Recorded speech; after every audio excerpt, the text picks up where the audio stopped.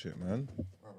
I've been leaving this here for enough long and it's not charging. Good morning, beautiful people. Aye, it is Wednesday, the 30th of November, and welcome to TDA, the day after, your favourite news platform and home as popular culture as decided by you beautiful people in our community and the culture, obviously. I am your host, 6 foot plus of pure temptation, Big Mars from the east side of the bridge. You don't know my name, not my story. Who else am I joined with? It's your boy Reece, Oracle, voice of reason. Good morning.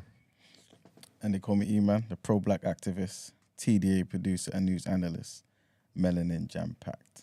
All right, then. I'm having some technical difficulties because my thing's not charging and it's going to cut off. I don't know. I'm going to change the packs in a minute. But while going, everybody good? Yeah, they are still killing them. What you telling me, cuz? What about you, man? You all right? Yeah, man, can't complain, man. Just out here. Okay, then. Shouts out to our resident queen, Esther. She's not here with us today, but, you know, she's always in our hearts and our thoughts. But she's all right. She's just taking a little R&R. You get me? I need to change this pack. Sorry, 1 second. You might do something. How's everyone's evening, man? Anyone catch any games? I missed all of it, you know. Missed all of it? Yeah, man. Anyway. I think that's a theme for this World Cup, just missing the games. What, don't worry. We'll get there. We can get into it in the reaction, sorry. You non-believer. For me. You ready to write them off after one performance? But, nah, man, we're world beaters now, man. You're a pagan. We're ready to go. You see performance like that? You know what it was? It's because Rashford weren't there, but now he's black, everything changed. Landscapes can change overnight, you know. That's a crazy thing about it. You're sick. We live in a fluid society. You get what I'm trying to say? It's always changing. You're sick, bro. You get what I'm saying, though? Move, man. It's true, man. You're a sicko, bro. Brother, is it me or is it you? Maybe it's the wire. Maybe It's the wire. Well, this one, so I'll get a different one. Yeah. Sorry, people, this is unprofessional. But what we can do, actually, because we've had our little quick catch-up, what we can really do is get into our headlines. Let's get into our headlines.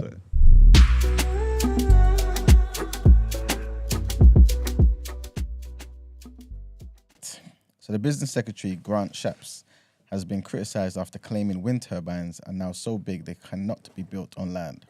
Friends of the Earth said that this was nonsense, while Greenpeace said that onshore wind was thriving.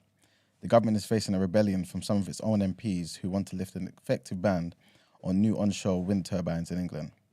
Mr. Shapps has said onshore wind should be part of the mix, but he said that there should be local support for any new... He said there should be local support for any new turbines. Responding to calls from Labour in the Commons for him to clarify his position, Mr. Shapps told MPs these turbines are now so large they can't even be constructed onshore. They are so big the turbines wouldn't be able to be carried by roads. They have to be put offshore.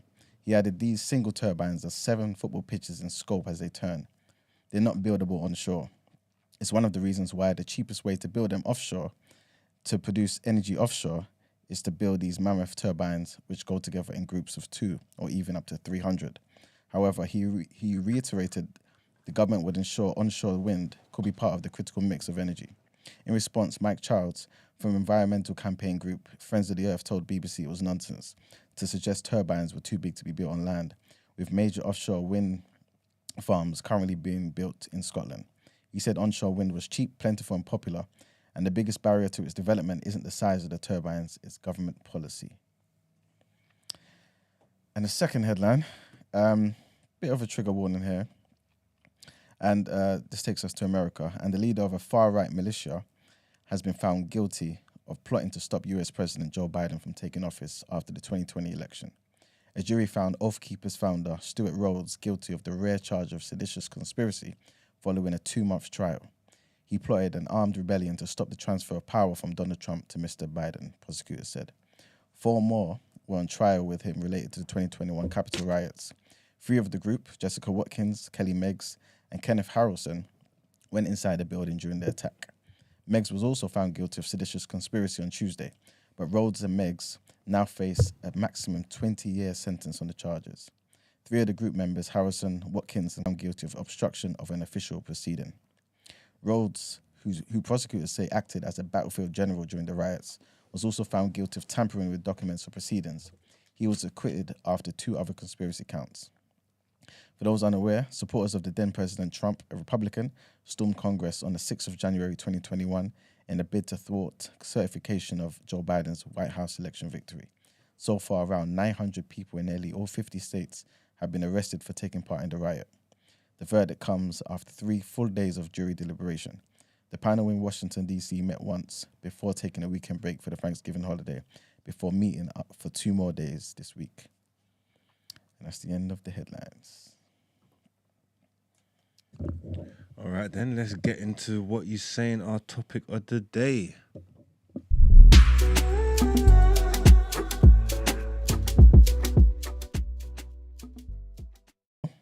Today's topic of the day. There might be a bit of a small section of a part 2 because one of our community members believed we were kind of spreading some bad information yesterday, effectively, and wanted to kind of give an opposing view.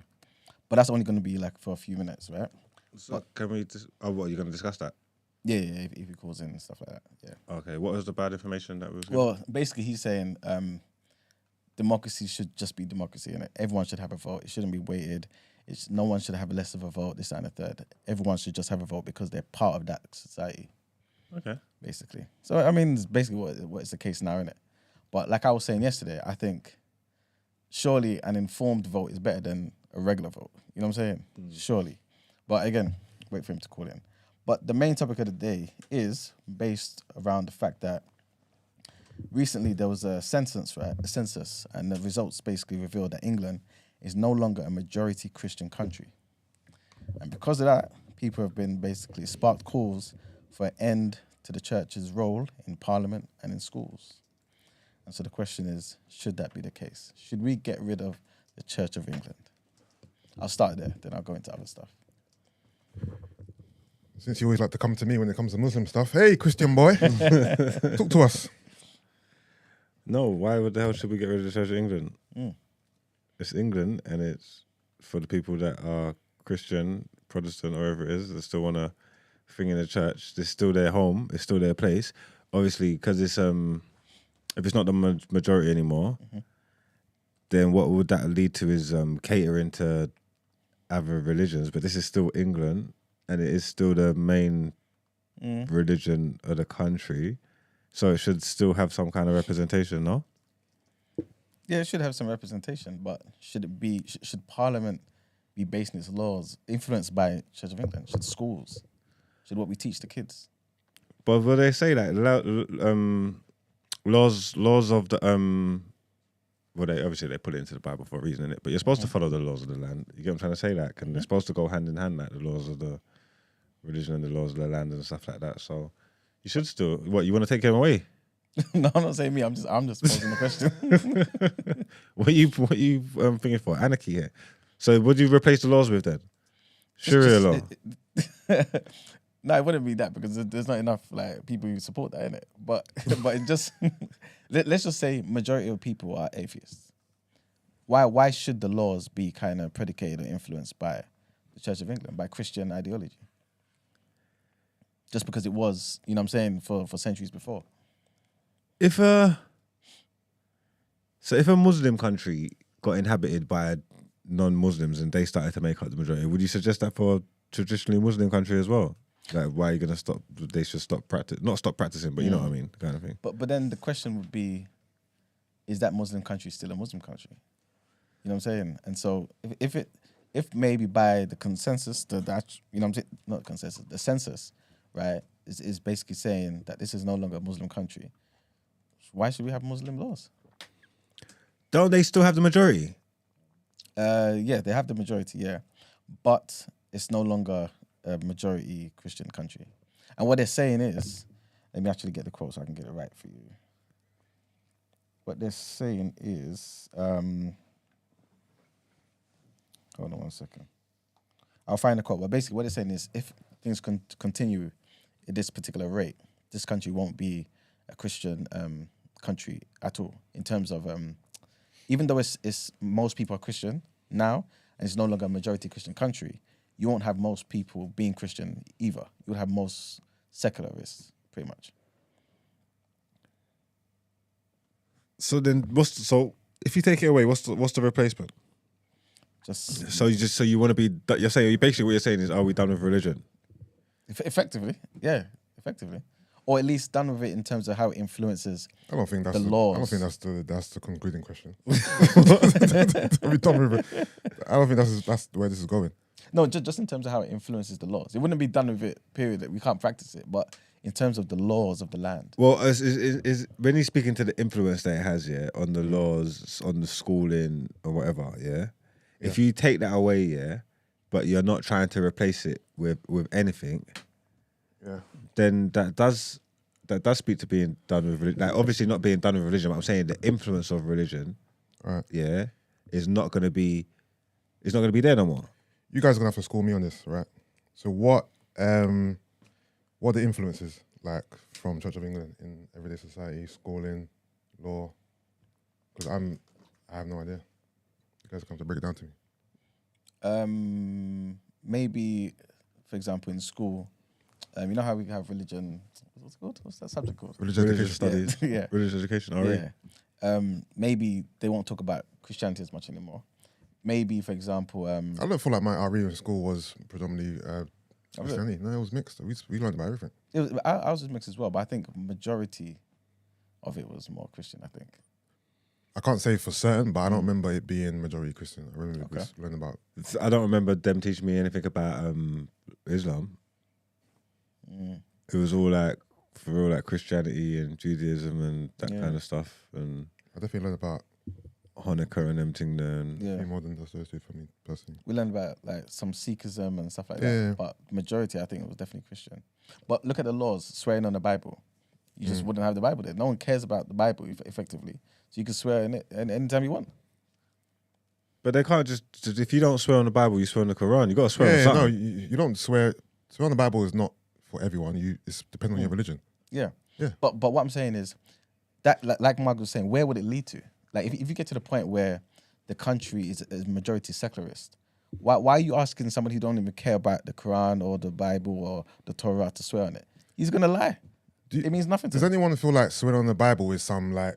To me, I'm not gonna lie to you. It means nothing. But It's not supposed to. That's not supposed to do that though. It's supposed to be sacred. It's Do you Exactly. think It's supposed to be Do you think people sacred, care? Do Gilly. you think someone who is in You can't court, speak for everybody. There are people that care. Okay, cool. There are people that care. I don't think people care. Do you think that people are in court guilty talking about? I swear by what is it?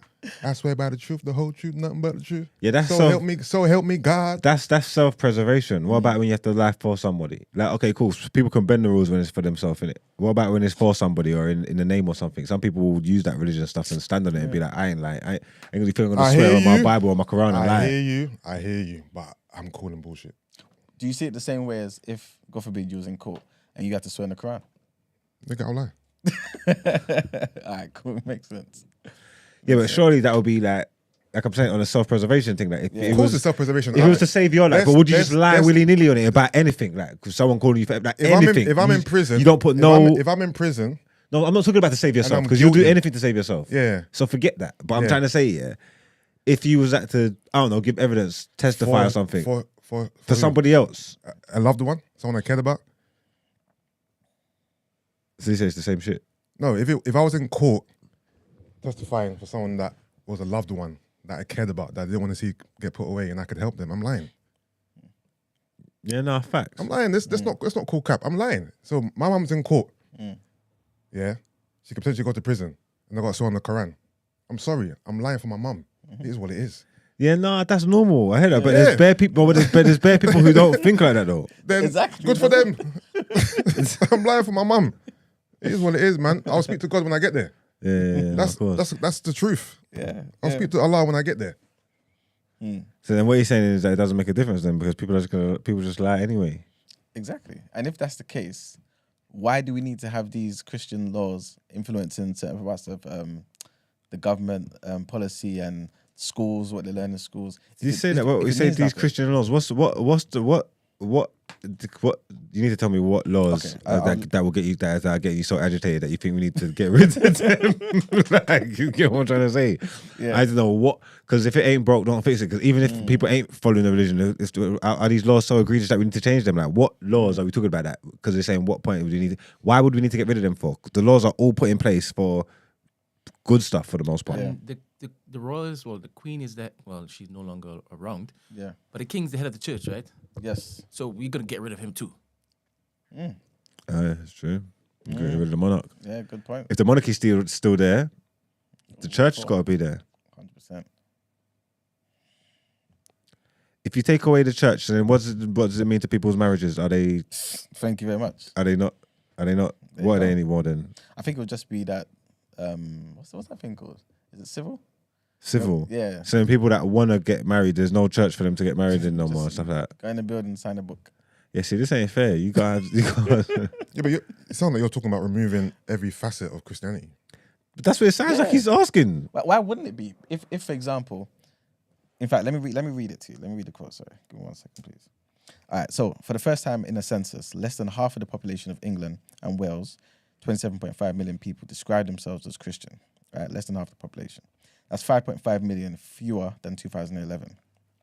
Across England and Wales, the Muslim population grew by 2.7 million, right, in 2011 to 3.9 million in 2021. While 46.2% of people said that they were Christian, 37.2% said they had no religion, which is equivalent to 22 people. So what they're saying is, if current trends continue, more people will have no religion than Christianity within a decade, within 10 years. So if this continues and we don't even identify with this belief system, why do we need to keep it? Why should we keep like the whole like you said, marriage? Why should that be No, but under God? it should just be an option then. It should be a choice. You can either get married in the church under the eyes of God, or you choose not to.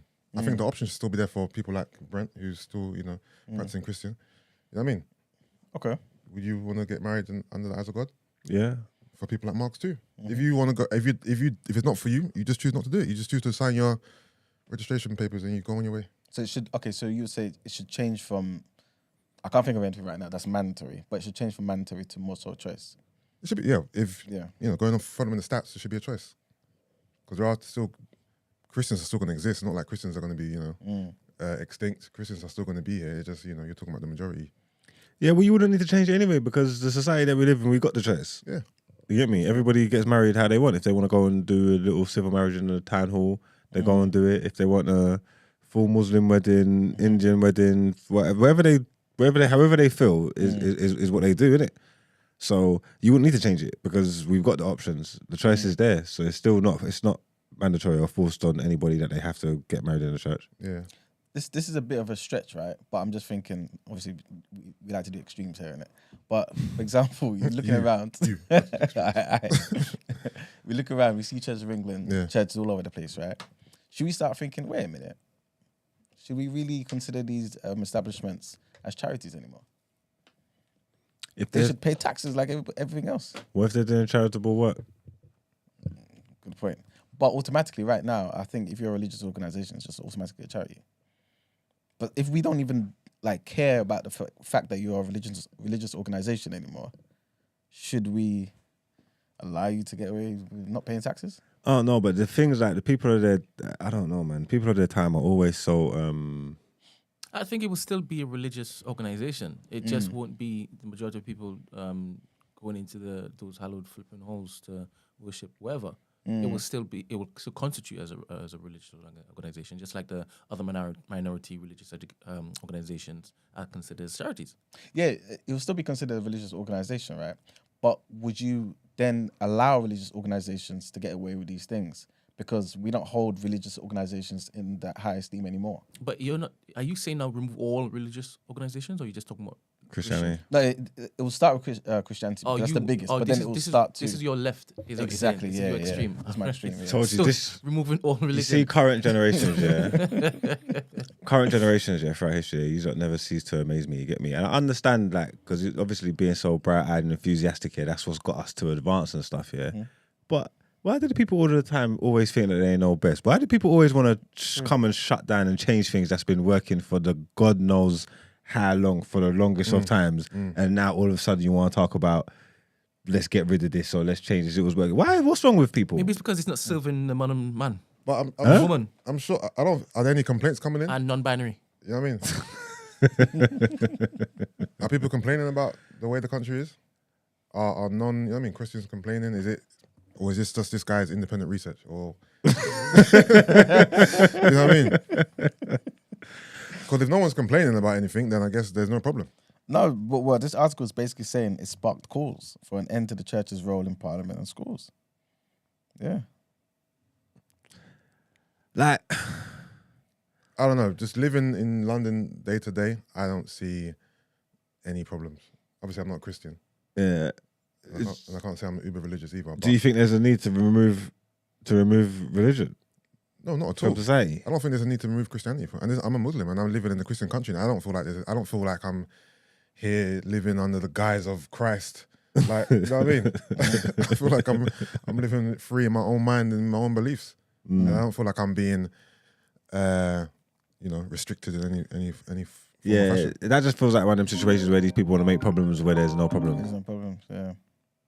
Is that a big caller? Like the only time in my whole life I felt like, I remember one time my mum was like, oh, you can't go to that school because it's a Christian school. Mum, it's a Christian school by name, man. I got bare Muslim friends who go to that school. What are you talking about? No, you can't go to the Christian school. I'm like, whatever, man. That's the only time it's ever been something with me. Hello, good morning, caller. Good morning. What's your name? It's Tariq. Okay. Oh, I'm Tariq. good. Good morning. How's it going? You all right? There's 2 Tariqs, isn't it? No, I think one, you know. No, there was the Tariq that went to jail. Remember the one we lost? Right. Sharif. Oh, Sharif. Sorry. Sharif, Look at me yeah, getting my okay. Muslim names mixed up. Sorry, guys. Yes, Tariq. What are you saying? You all right? Yeah, not too bad, man. How are you? Yeah, all good, thanks. Are you going to touch on this topic? Yeah, I was going to touch up on it. Okay. I think the conversation was it about the Church of England and its role, or is it Christianity and its role in society? I think there's a difference because the Church of England initially, when it got started, obviously they have a lot of roles within society in terms of the parliament, etc. But at the minute, just like the monarchy, like they don't have as much power as they used to. So, but they do have so some like, power, so- right? yeah, I mean, so things like when it initially, from what I know, when it first initially got established, and they broke away from, obviously they broke away from the Catholic Church. It was being funded by the government and the state, but from what I know now, most of their funding like that comes from like normal donations, etc. And they also have like they invest a lot of their money as well. So a lot of like the churches that's an investment for them. So that's where the income comes from. So it doesn't get directly funded by the government. And if that's the case, then we don't need to scrap it. At the end of the day, whether Christianity is going to be like the main religion or not, that doesn't really make any difference because everyone has the right to be able to practice their religion, whether it's whether you go to like a Catholic church or whether you go to like a Church of England. But so yeah, okay, it makes sense. But let me just read this part of the article. Yeah, it says secularists and others, right, basically want to end the Church of England's position, right, as an established church. Why? It requires King Charles, like Brent was saying, to make an oath to preserve the Church of England, right? It guarantees that the Church of England bishops and archbishops, they get 26 seats in the House of Lords, right? And it also means that state schools can be required to hold Christian worship. If the majority of the country is secularists, right, why should those things still be happening? Right. I mean, the argument about the House of Lords, and they get 20, did you say 28 seats? 26 seats, yeah. I mean, if we want to get rid of like the Church of England because of those 26 seats, we should scrap like the whole of House of Lords anyways. That's a completely different argument because those 26 seats, like they don't really have much power, do they? In terms of like obviously, in school, like the role in school, the Church of England like schools like they're different to like main schools, aren't they?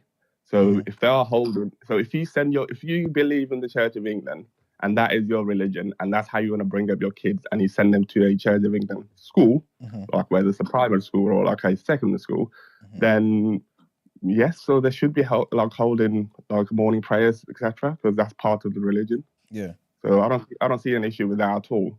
I think yes, obviously, a lot of people identify themselves as they're not like they don't have a religion at the minute, and that's only going to keep going up. But at the end of the day, like just as you can rightly say I'm an atheist, somebody can say yes, I believe in the Church of England and what it stands for, and I want to send my kid to a school that's run by the Church of England, so they can get those values that I believe in.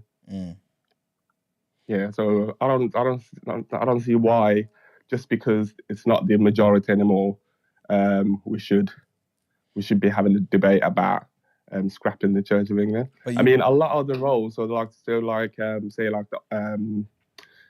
the bishops and that, like it's basically like what the king has. Like yes, they have a role, but do they really have any power? It's almost just there as like obviously it's part of tradition, really, isn't it? That's what I believe anyway. But the thing is, yeah, you obviously believe in democracy, yeah. Hence, everyone having equal say and things of that nature. Hence, what you were saying in the community yesterday, right?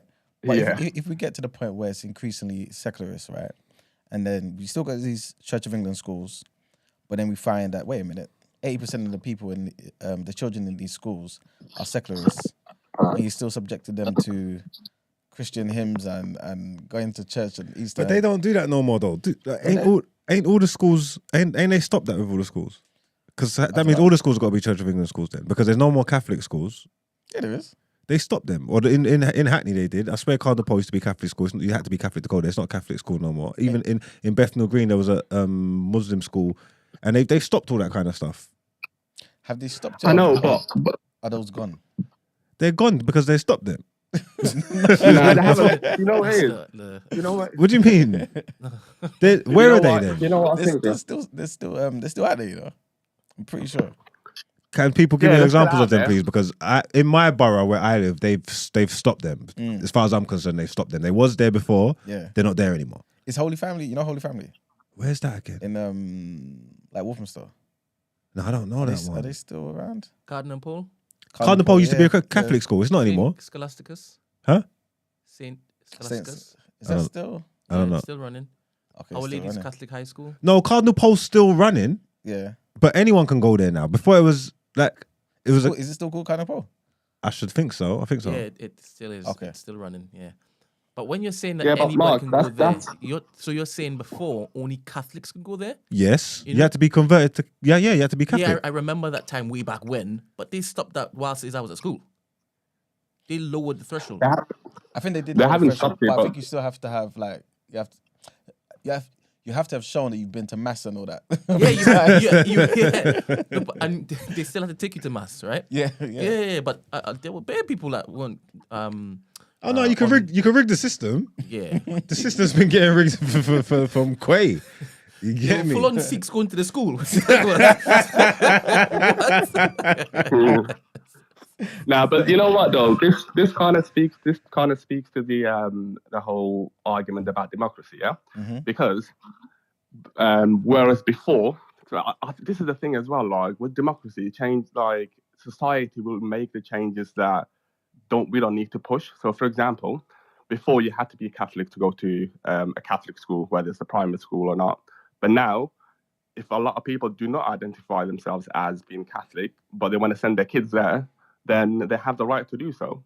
But when you send your kids there, you can't then argue and say, oh, well, they can't be doing morning prayer or they can't be going to mass, etc. Do you know what I mean? But why not? That's my argument. But why not? Because you could have sent those kids to any other school that is that's not religious based. But this is what I'm trying to say. Once the country becomes more and more secularist, all those other schools will be just secular schools, right? But then the C of E. They don't have to because they don't have to because as long as we're not funding as long as we're not funding like a Catholic school or like a Church of England school more than we've funded a normal state school, then I don't see a problem with it at all. If the demographic changes and a lot of people do not identify as religious, then build more schools than any. Yeah, but the point I'm making is it's a numbers situation.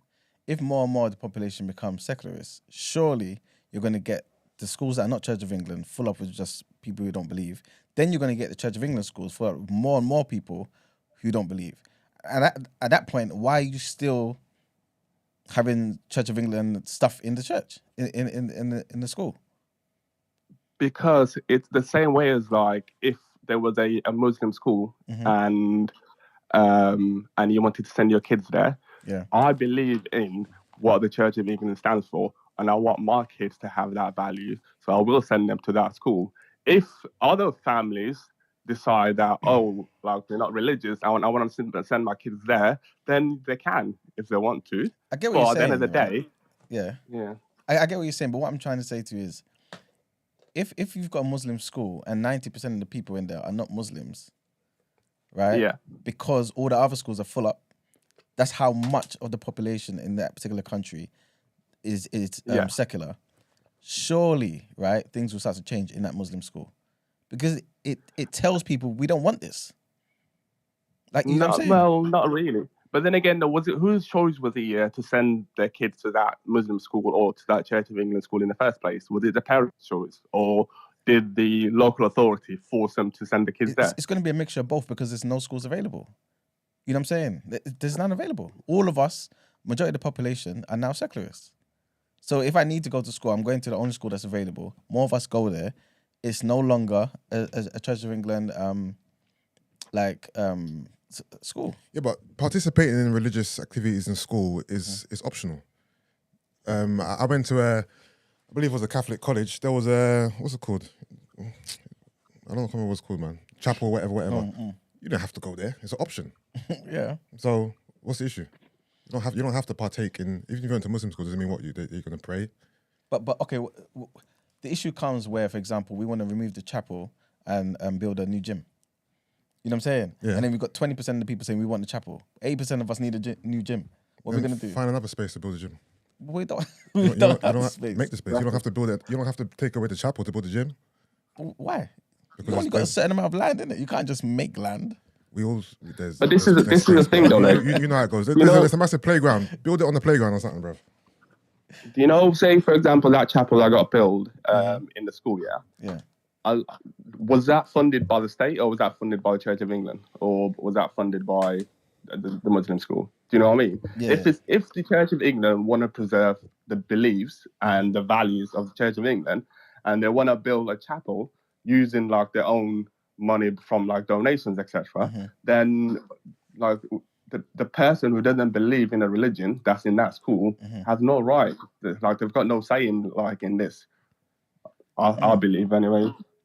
Very Obviously, interesting. you see that the way you're wording it, you're saying like it's not the majority or wherever. Yeah, does that change that it's a Christian country? Do you get what I mean? Like, it doesn't. It might like the situation where it is now is what it is now, but it is it's a Christian country. You know what it is, right? Growing up, there's a lot of Christian and Catholic schools I've known about growing up, right? And a lot of them are just Christian and Catholic school by name. It's just by name. There's not much difference between. It's history, it's heritage, it's what the schools were founded on. It's not about what they're doing today. It's not. And that's from my experience. No, but I think you're right, but it speaks to the fact that years before they were more Christian, more Catholic schools. So that means we're increasingly having less of that influence in schools. Surely, if we're more and more secularists, it will ask us, why is this even here? Yeah, but it used to be, for example, St. John's Catholic School. Let's just change it to something else. If it still exists in the name because they want to uphold that heritage and that lineage, but not practice it, then that's fine. Then you don't have to remove it. You just don't practice it in the school. It's fine. Okay. I mean, but go on, right? And to say that because the majority want a particular thing, then the minority needs to be silenced, or whatever they own or can cling to would need to remove itself and then take place for what the majority want. Then what does it say for that same principle in the wider society? Yeah, but doesn't that kind of happen though in a lot of areas? But aren't we as black people, like the minority, and we're asking for certain spaces to do certain things, and Yeah. we are being allowed that whilst in this godforsaken country. If we're gonna take that like outlook, then like madness will happen, and Yeah, but it's these people on the outskirts of London are gonna just have London looking a certain way. that is true. But even though we're a minority, right, our votes still mean something. So party members still want our votes for certain things. And plus, you've got a certain amount of people who happen. Man said the Pope owns every soul on earth for eternity. Good one. You still... Huh? That's bollocks. You still... you still got... So, yeah. So, for example, you got minorities, yeah? Obviously, they got a minority vote, right? But it's still there. Party members still want their votes. Then you've got a huge percentage of those who are not minorities who actually care about the plight of the minorities. So it's not just a case of, black people, for example, or any other minority group may want something and never get it because they're the smallest group. You're still going to have people who sympathize with other people's agendas. So that's your argument to the whole majority stuff. It's not really the majority; it's the majority wanting good things for the minority. I think so. I think so. Maybe not all the time, but in fact, definitely not all the time. But I think a lot of the time, yeah. Yeah, I don't know if that's true for black people, to be honest. But Tariq, is there anything else you want to say regarding the other day? Because you only have a minute. Oh yeah, yesterday. Yeah. I'm gonna get off in a second. Yeah, yesterday's conversation. Oh, I need smoke. I'm not hearing the smoke in your voice. You were talking smoky in the community. I need to hear that in your voice when you're talking to me. Oh, was you opposing dictatorship? He said he wanted to dash his iPad on the screen when he was listening to you, man, not talking. Why? Let's unpack this. What's going on? Mm-hmm. Nah, because you know what? Obviously, yesterday, Iman was saying like about people's votes, like it should be diluted in a way. Say, for example, obviously people with disabilities, etc. I literally couldn't believe I was hearing, because this is like literally the same rhetoric that has been used by racists and racist tropes for centuries, or like for years. And when as black people, we were fighting to have the right to vote, etc. We was told that in America we was told like, we're like 1/5 of a man, so our vote should count for less. So how have we gotten full circle now to then say, like if somebody has a disability or someone has mental health issues, etc., then their vote should count for less than what the majority of the people vote counts for. It wasn't campaigning for people with disabilities. It wasn't that, and I don't think it wasn't all mental health issues. It was a certain type of mental health. You know what I'm trying to say? It was like, so do you get what I'm trying to say though? Because you're just missing over like important parts of the points that man was making. It's not just because obviously even man was making the point. Man was saying that you can't just say people with disabilities because it's not disabilities. That's too broad. You know what I'm trying to say? That there's pure disabled people. I get that, but the conversation was going to like, we can have these imaginary tests that can test people before they can vote. I mean, who do we trust to put these tests together? Like, would that be the government's job to do so? It just doesn't make any sense. Like, of course, like we want everybody to make like an informed decision. Yeah. That obviously that would be like an ideal world, but there's a lot of people that are fully able. That's cool, but don't even do the that's research. not fair to have that attitude about who's allowed to make this test. We do tests all the time that give us qualifications. We didn't question who made them. Thank you very much. Who put these things together? Do you know what I'm trying to say? That for our whole education system, you didn't question who put it together and who's judging you and who's allowed to tell you. Obviously, you would find the relevant people in that position, the professionals that are qualified to make these decisions. You allow people to do this stuff all the time. Okay, all right. So use that exact same argument you just said, yeah. Don't get me now. No. So say like that same argument, yeah. If I now believe that majority of us, when we vote, a lot of the time we do not make an informed decision on who to vote for. We don't read the manifestos. We just vote for like who our parents vote for. So then now, can I put forward a test that those people can do to say that they understood what the manifesto has and this decision they're making is something that is informed? Like, do we do that as well? Is that something like that? That's where you speak. That's where you're speaking to. Say that again, sir. That's exactly what I'm talking about, Tariq. Yeah, I know that. No. But say obviously if somebody's like severely disabled or has a severe mental health, yes, okay. Let's say that I agree to this imaginary test, yeah? Yeah. But my argument is, can we do a different test for people? I know majority of the people, not majority, but a lot of people in this country will vote what their parents vote. They never watch a political broadcast. They haven't seen any of the debate. They haven't joined in. They haven't been to any meetings or anything. Yeah. But they go on a Thursday, go and vote for Labour or go and vote for Conservative because that's what their parents vote for. I'm saying before they do that, can we then now say, whoa, hold up, are you making an informed decision? If the answer is yes, I want you to do a test, like a 10-question test on how informed decisions you're making. So when he was saying the weighted votes, I don't think he was even saying take the votes away. It was like if this test that you're concocting up here, if I took it and you took it and I didn't know nothing about the parties, I would still get my vote, but my vote's just worth 1. Exactly. If you aced the test and you knew everything about this, your vote might be worth 2 or 3, kind of thing. That's what he's saying. So then that's where we create like a 2-tier system in society then. Yeah, I said that weren't fair. I said that weren't going to work. You know what? All right, watch this here. I think you've conflated a few things, right? You mentioned about America, and talking about obviously black people consider 3/5 a man, all that type of stuff, right? Yeah. That wasn't necessarily for voting rights. That was before. That's taxes and slave owners and things of that nature, right? When you move on to the laws, Jim Crow laws and stuff like that, right? You had certain things in place like the poll tax and the whole literacy laws and things of that nature, literacy tests, right? And that was purposely put there to keep people from voting, right? Cool. They also had certain things in place to say, okay, cool. If before this particular date, your grandparent, for example, could vote, then you automatically could vote. All of these things clearly you can see were to keep people who just got freed from having any voting power, yeah? So that's completely different to what I'm saying.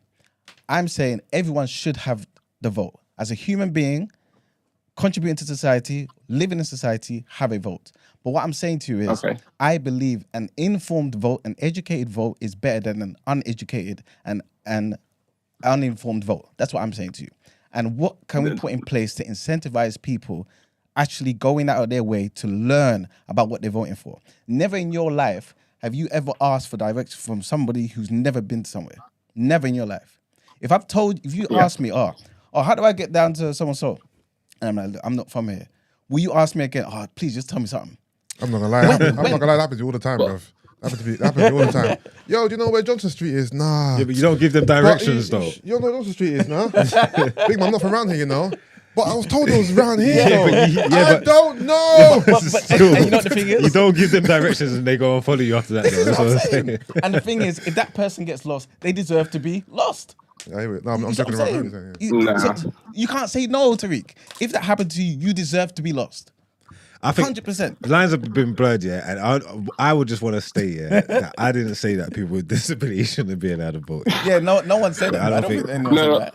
Yeah, well, because it just seems like it's getting mixed up. We didn't say that, but I will stand on it. That there's mental health issues, and not all of them, because obviously depression's fine. You can vote with depression, but if you've got multiple personalities or any kind of schizophrenia or Alzheimer's, where you be forgetting shit, like anything that could impair your choices that you make, but listen, I reckon it would be fair that maybe you didn't get a vote, or if your vote would have to be like chaperoned or something like this. I don't know. But you know what as well, I would even go further and say, you know what, fine. To show you I'm not against people having a vote, I'm saying people, for example, disabled people whose ability to choose is impaired, right?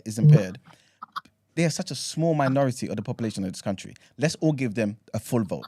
Let's do that. But for everybody else who can go out there and actually make proper decisions by themselves, prove that you're going to make a proper decision. I'm not trying to take anything But from that's not people. democracy, Why? man. That is not democracy. It You is. are policing people like that. Like, Why? How am I it's your policing right people? to vote. Huh? How am I Because policing you're people? policing whether somebody is like doing more research than, like, for example, yeah, if somebody has one policy, so all they care about, so they say, right, this next general election, I'll care about this one policy because it affects me. Yeah. I don't care about any other, like, anything else. Yeah. So that particular policy, they compare between the different parties and they say, right, do you know what? I care about, like, the environment or whatever. Let's use that as an example. So I'm voting for the Green Party. They didn't look at the rest of the manifesto, nothing. Who are we then to say, your vote is worth like 50% of what my vote is worth because I've read like 300 pages of like all the manifestos. Like, all right, Tariq. We don't have any right to say that. Cool. I get what you're saying, right? Understand what I'm saying. I get what you're saying. I'm basically saying, how can we improve democracy? That's basically what I'm trying to say. I don't want to take anything from people. I want to make people make informed decisions because everyone's life is dependent on it. If you told me, wait. If you told me all I care about is the high fuel prices, I'm going to campaign to the end to get them down, right? I want to get diesel down. I want to get petrol down. And you get it down to 10p. What does it matter if every other policy is in place to bring about the emergence of electric cars? What does it matter? Okay. So that means the only one thing you care about means nothing to the entire population. So what I'm trying to say is, if you think about other things, go on. You said, how do we improve democracy? Yeah. Yes. We need to the first thing we need to do is like step away from the way of thinking that democracy and the right to vote and the right to get involved in society, it's a privilege. It's not a privilege. It's a right. So it is your given right. Yeah.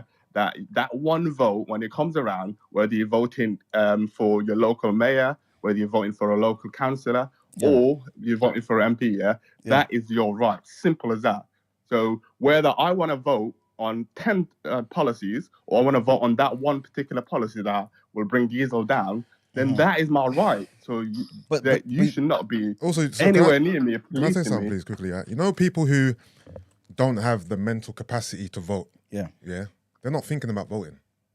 They're not voting. They're not. You know, people they've got their life. They don't have the mental capacity to do things in their day-to-day life.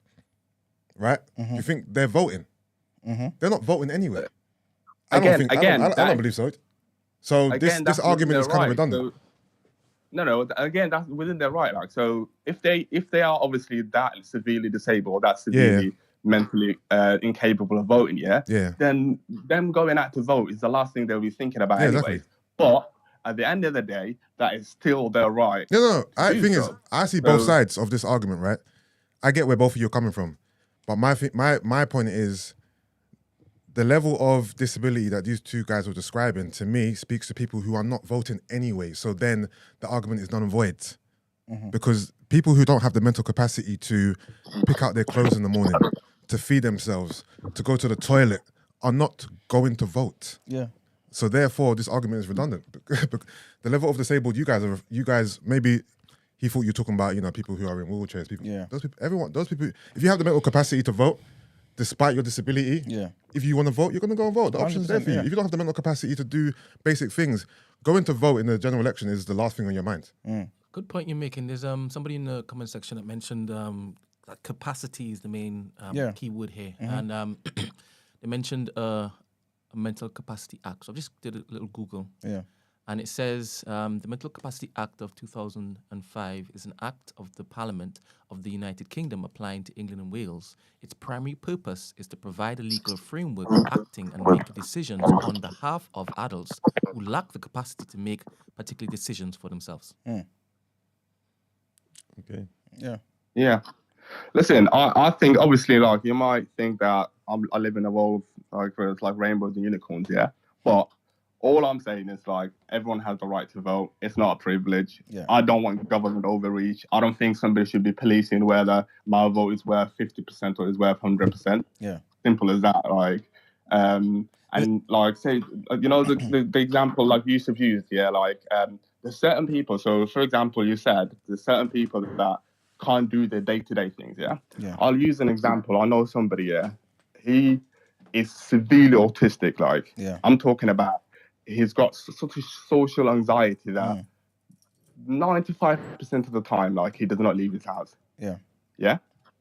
But this person, is honestly one of the smartest people I've ever met. Yeah. Like, he takes on information, and like his way of thinking is so clear that he sees things from places that I do not see. So then who am I now then to say like, oh, because he doesn't like can't do day-to-day things, he can't vote, or his vote is worth but like everything you just said proves what I'm saying to you. Somebody like that should have a very high vote. Yeah, because he's very intelligent. He sounds like someone who can Thank you who very does have much. the capacity to vote. Yes.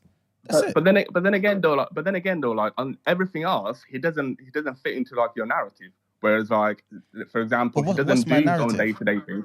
Huh? No, well, I was going by the what the point Yusuf made, like that he does not do day-to-day things. He cannot take care of himself from when he wakes up to when he goes to sleep on his own. He has to have a carer with him at all times.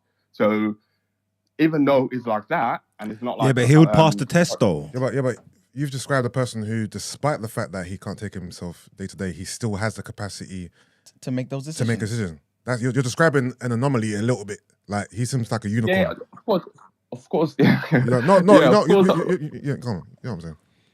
I'm not this big defender of democracy. I think there's a time and a place for dictatorship, and I think it can work if you've got a good leader. You get what I'm trying to say? So all these people who are horrified and offended and talking about our rights and shit. Like, it's like, shut up, man. Everybody don't need rights. Everybody don't need rights. But also, do most people, obviously, I feel, because you're so entrenched in this, and that's why this is your argument, but do most people care about other people voting? Like, are you sitting at home thinking, if X amount of people vote for this, like, are you at home trying to please other people's votes? Or, no. Do you know what it is? This is the thing for me, yeah? We know, especially as black people, again, like you said, Tariq, before, like I mentioned with the Jim Crow laws, we know for years, for centuries, we have been disenfranchised. Many groups, certain people, prisoners, for example, there's certain things put in place to prevent people from voting. People have died for our right to vote. I believe everyone should be allowed to vote. What I'm saying to you is, how can we incentivize people to make informed votes? Because to me, I think it's common sense to say an informed vote is better than an uninformed vote. That's all I'm saying to you. What's the age of voting? 16 or 18? 18. So why are you not allowed to vote before you're 18? Well, I mean, that's another argument, like... Huh? What? Hold on. One second. Alright, Tariq, it was lovely speaking to you, man. We're going to keep it moving. Wait, one second. Thanks for getting involved in the conversation. 1 second. I'm gonna bounce as well. Yeah. Listen, one more point. Yeah, one more point as well. Like from yesterday. Yeah. Yeah. That you guys also wanted to police like how people have kids as well. Yeah. Okay. Like at the end of the day, it's if somebody wants to have 10 kids and they can't take care of all of them. Yeah. Then it's not the kid's fault. We should not be allowing people like we shouldn't be telling people like how many people they can have, or how many kids they can have, or how many kids they can't have. Simple. Come on, son. Let me tell you something, yeah? You're a good brother, man. Yeah. You are. You know I got loads of respect and love for you, man. But let me tell you something. Yeah, no, I know. But listen, I just have to put my point across. Hold on. Let me just tell you this quickly, yeah? Like I said on the show before, I used to work in the council, yeah? I've sat in front of somebody, a woman come in, she got 14 kids. She's applying for benefits. That's our own palaver. No, but it's ours because we're paying for it. That's our own palaver, bro. You see what I'm saying? We are paying for those 14? kids. 14 You can kids. be prosecuted for that. You can be prosecuted for that. All right, listen. I'll carry on listening. Wait for 1 second, yeah? Going back to your whole voting thing, right? Yeah. Obviously, I know you're not going to say what party you... No, sorry, I'm talking to Iman, but I want you to talk on that for a second, right?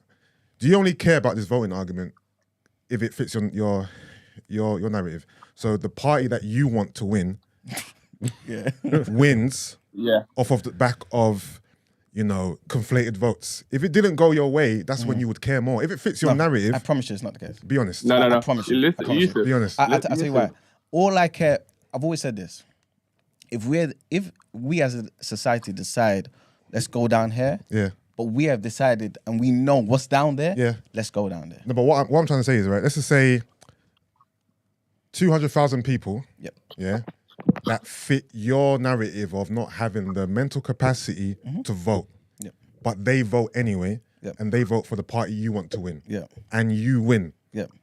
Talk to me now. I would be happy that my party won, number one. Yeah. But number two, I'll be still thinking, how can we make these people But would have you? informed But would you votes? care that 200,000 people who didn't have the mental capacity to vote, in your opinion, still voted for the party that you wanted? Because if it didn't go your way, Yeah. you'll be disgruntled. If it went your way, then Yeah. it's all honky No, dory. Yeah. you're right. listen, I'll be happy listen, that to answer- our party is in power, but I would still want those people to understand what I'm doing in power. It's for your benefit. You need to know what I'm here. So you care. I really care because our kids' future. Because you know what I'm saying? Because normally. yo, I'm gonna bounce. Alright, sorry, There you go. Let me- Unmute the Zoom, Tariq. Unmute the Zoom, man. Go back to work, man. Because normally people only care about things when it fits Yeah. their narrative, innit? When it benefits them. So if you, despite the fact that your party won, Yeah. you still want to be like, oh no, they voted for us, but do these guys really know? You know what I mean? Like you're I entrenched in care it. because, like I was saying to you yesterday, our kids' future's at stake.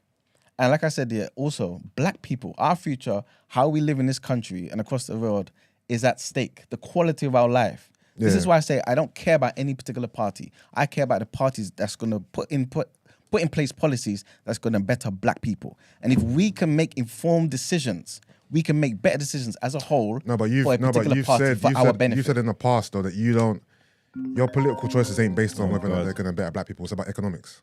Yeah, for the betterment of black people. Yeah, 100%. It's Hello. economics for us. Who's on the Hello. Economics that are specifically bettering black people or just people. People, but generally what happens is when it benefits most people, it gives us an Hello? opportunity. One Yeah, second, of sorry. course, because we're amongst the people. Good morning, Sorry, caller. good How are morning. you? Hello. Hello. Can you Good hear? morning. No, she can't hear. Hello, can you hear us? She gone. She'll go back. Just better hurry up before I move this on. Good morning. Hello. Can you hear us? Stacey, we can't hear you. It's late. Hello. Can you hear me? I can hear you now. All right. cool, Hi, lovely. Stace. Hey, how are you guys? We're We're good, thank we're you. Good. Smoke them, baby. It's late on my end, but y'all done got me a little riled up today and yesterday. Oh God. So I just wanted to I feel like, no offense, but like, this is egregiously wrong. Simply put, like where I'm coming from is I feel like the point of democracy in general, which somebody said in the chat, is literally so that people have a chance to vie for political leadership that serves their interests. And I get being informed, but the moment you start putting qualifications on that, or like how would you even define what is informed without being biased? And this is exactly Because sorry, go on.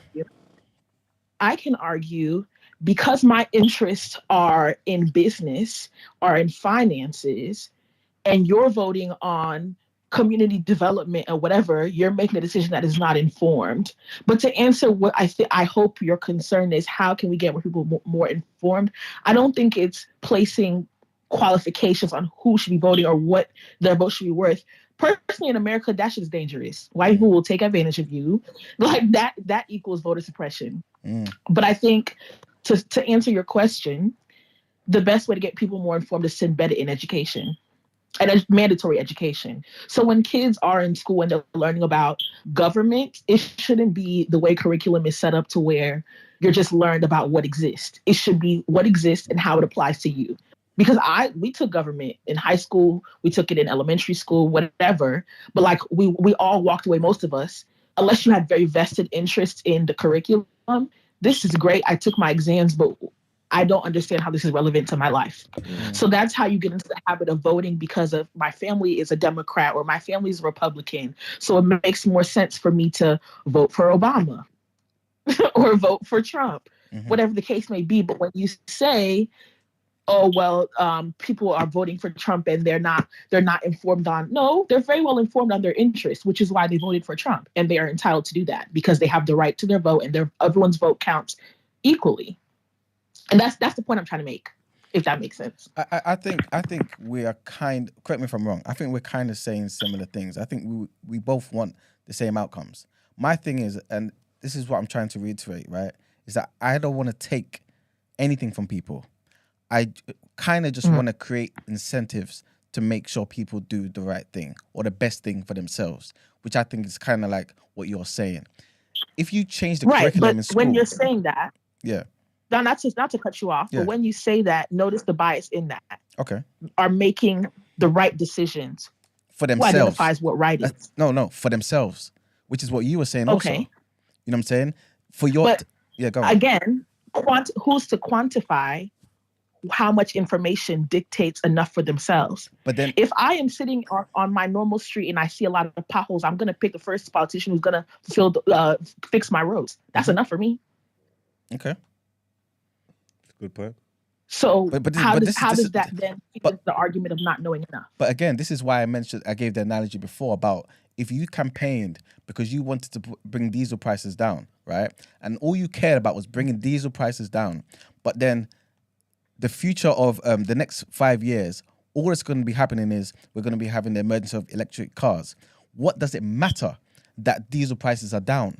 It's an uninformed, uneducated vote.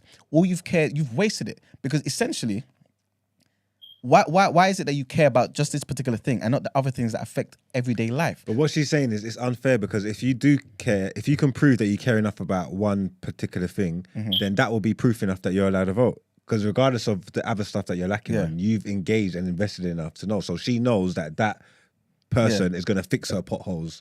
She knows that's what is. So exactly. So then you've invested enough, even though But you don't know even nothing about if nothing you else. get You've it. invested enough in that then you should be able to get a vote. Then so it's Exactly, and that's exactly what I'm trying to say, though, because I'm pretty much saying the same thing as that, but I'm basically saying at least we know your vote is informed. I know that this politician is going to do this. People go to voting booths and know nothing. Like Yusuf was saying, they know nothing. They just know my family vote Labour. I'm voting Labour. They don't know if Labour is actually going to fit the pothole. If people actually cared and knew that Khan was going to increase congestion zones, increase the prices, everyone complains about congestion. Everyone vote for Khan. Please tell me how it makes sense. How, as a society, can we make better decisions for ourselves? That's all I'm saying. So if there is a better way of getting that same end, right, that we're talking about, I'm for that. I have not got the answers. I'm basically just saying, how can we? I believe that politicians, especially when it comes to election time, right? Yeah. They kind of lead or focus on certain headlines, right? And they hone in on that. Whether it's a lie or not, they push that to the nth degree. Yeah. And when people go out to vote, they're remembering that particular lie or that particular lie, and they're saying, that lie is what I want to run with, i.e. Brexit. Yeah. Do you understand? So I don't think the masses are just going idly saying, I don't have anything in my head, I'm just going to tick this box. I do believe they lean in on whatever lie they believe the most. There's some selling point, some tagline that they. Yeah. I hear you. But sometimes. But even in the example Eman gave, like when you're saying if you ran on, we say gas, sorry, I'm going to say gas. Yeah. If you ran on the bat of gas prices going down and we're going towards electric cars, excuse me, if my biggest expense is gas, come in and bring the gas prices down today. I'm not paying for gas in 30 years. Like, people are that's still voting on the interests of their own. And we can argue, yes, there are bigger fish to fry, but in the end, I'm not to say it's going to fix itself, it won't, but the other political candidates who are running against them are going to highlight those inefficiencies in what that other politician is not addressing. Mm-hmm. So that's just someone having poor political strategy if they're focusing on one thing and their competitor is not focusing on attacking them on their lack of mentioning other things. Those things will work itself out. But at the end, regardless of how you spin it, whether my concern is 3 things and your concern is 30 things, if these are things that impact my day-to-day life today, and they're more immediate, even the immediacy in which some of these policies are affecting people's life, you're worried about 30 years. I'm worried about today. Yeah. It looks like my finances are not going to change within this person's constituency. What do you call it? This person's term. So I'm going to vote on what you can do within your 4-year term in American language, because that's how long our president's terms are. Yeah. I'm going to vote on that. But not what's going to happen in 30 years. I can worry about those things that can influence the vote. But at the end of the day, you have to make a well-rounded decision that, again, serves the betterment of your political interests. But again, so we cannot say, you're not making an informed decision. Informed based on whose definition? And this is what I'm getting at, Stacey. So again, this is me just thinking on the fly as well, right? So I don't have all the answers, but my thing is, if that test could accommodate what you're saying, where it's like, cool, this particular person, extreme example here, scores, I don't know, 0% on everything else, but on the things they care about, they scored 100%. We know that person, for example, cares about these things. And so that vote should count for so-and-so. Because there's still something in there that lets us know this person knows what they want.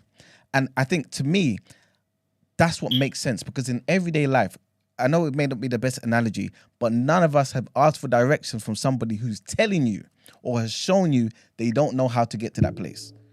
None of us have ever done it. Maybe again, I'm sorry, I'm going to bring up how we do things here in America. Yeah.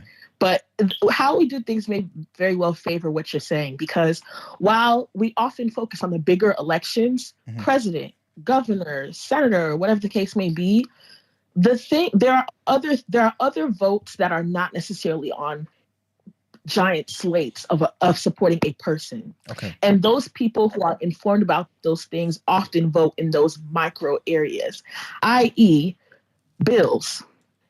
In order for certain laws to even get to the point where they could be passed, you have to vote on them.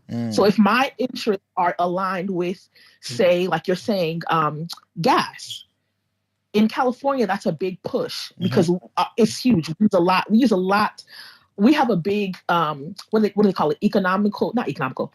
Like when you have a big stamp on what you put in, like the nonsense that goes in the air. We have a big footprint, carbon footprint. There you go. So the state is trying to push the use of electric cars. And they're trying to enforce or create laws that align with this political agenda. So yes, you vote for president. Yes, you vote for all these different offices, but you can also vote yes or no on certain bills. You're not going to find people who are misinformed voting on those bills. That's true.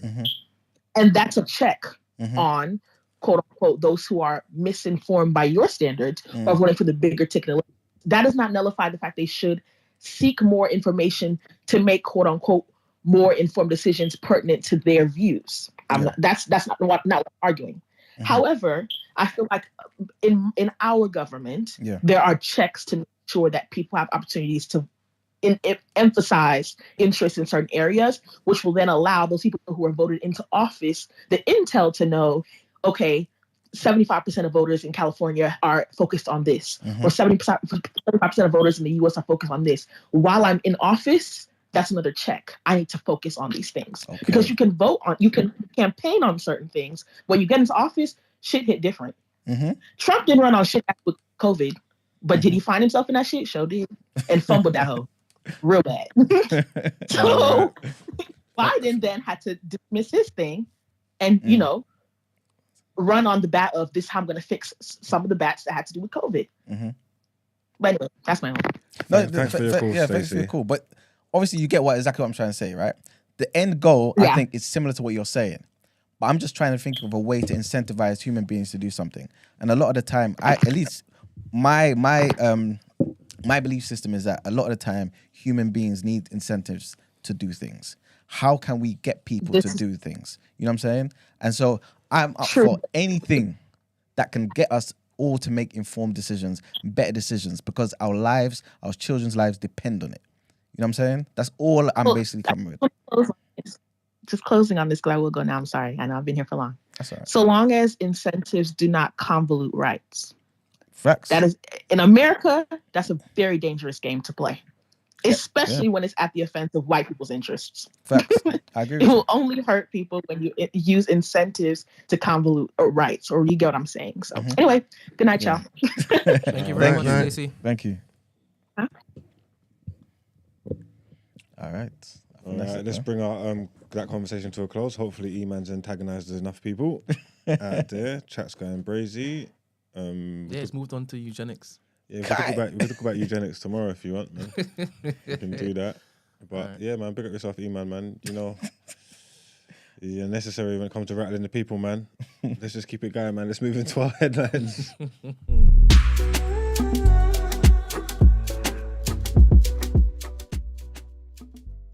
So, trigger warning here. Death, killing. A man has been arrested over the deaths of at least 27 people who drowned. Is it? Oh, okay. Yeah, sorry. A man has been arrested over the deaths of at least 27 people who drowned attempting to cross the English Channel in a dinghy last year. Harem Ahmed Abu Bakr, 32, was held in Cheltenham, Gloucestershire on Tuesday, the National Crime Agency said. He's accused of being part of a group who conspired to transport the migrants to the UK last November. He's set to appear in court in London today over extradition to France, where he faces manslaughter charges. The incident on the 24th of November 2021 is thought to be one of the worst migrant tragedies in the Channel. The small craft sank after leaving the French coast, leading to the death of all but 2 of those on board. Among the dead were 17 men, 7 women, and 3 children. The NCA say 4 people still remain missing. At the time, the then Prime Minister Boris Johnson described the deaths as a disaster. Mr. Abu Bakr, who will appear at Westminster Magistrates Court, also faces French charges of facilitating illegal immigration. NCA Deputy Director Craig Turner described the arrest as significant. He said the individual detained today is suspected of having played a key role in the manslaughter of those who died. Working closely with our French partners, we are determined to do all we can to get justice for the families of those whose lives were lost and disrupt and dismantle the cruel, organised criminal networks involved in people smuggling. The next headline, I'll go straight into it. It's been revealed that soldiers standing in for strike border force staff will wear their uniforms while checking passports at ports and airports. About 600 servicemen and women will wear combat attire as they provide cover for members of the PCS union who have voted for industrial action. The soldiers are receiving 5 days of training at venues in Folkestone and Heathrow before taking up jobs including checking passports and identifying trafficked children. Border force guards usually receive a minimum of 3 weeks training. Soldiers could also be expected to process people coming across the channel in small boats amid an expected increase over the next few years. Union sources indicated that strike action could be pursued over the festive period in a dispute over demands for a 10% pay rise, job security, and redundancy terms. It raises the prospects of hour-long queues at airports and ports over Christmas, where millions of people will be travelling cross-country and abroad to see families and friends. The disclosures come after the government was warned by senior MOD officials that the Army's resources could be left extremely thin, by also asking members of the armed forces to cover for striking workers this winter. The Home Office has also drawn up plans to use the military to cover for firefighters who will be balloting next week over strike action. Health and defence officials are drawing up a contingency strategy as ambulance drivers and paramedics consider joining nurses on the picket lines. The government is able to utilise the military aid for the Civil Authorities Protocol, MACA, to keep key services running during major strikes. And the last headline is about something that we spoke about before, which is nurses striking. And the Royal College of Nursing says that a host of leading hospitals will be affected in next month's nurse strikes. They include Great Ormond Street and Alderhay Children's Hospital and leading cancer centres. Overall, around a quarter of hospitals and community services in England and nearly all those in Northern Ireland and Wales will see nurses walk out on the 15th and 20th of December. Emergency care will continue to be provided during the strike action. In total, 76 NHS organisations will see nurses walk out. They include leading cancer centres, the Royal Marsden and Liverpool's Clatterbridge Centre, alongside major hospitals in Birmingham, London, Liverpool, Newcastle and West Yorkshire. All the health boards in Northern Ireland and all but one in Wales will see strike action take place. But action has been suspended in Scotland after ministers there made a fresh pay offer, which the RCN is consulting on. Meanwhile, Unison has announced that ambulance staff, including paramedics and call handlers, have voted to strike in 5 of England's 10 ambulance services. A walkout is expected before Christmas. And that's the end of the headlines. Well, thanks for reporting all that well-needed news. Let's get into... Oh, there's no word on roll today, so it's the People's Journal with a twist.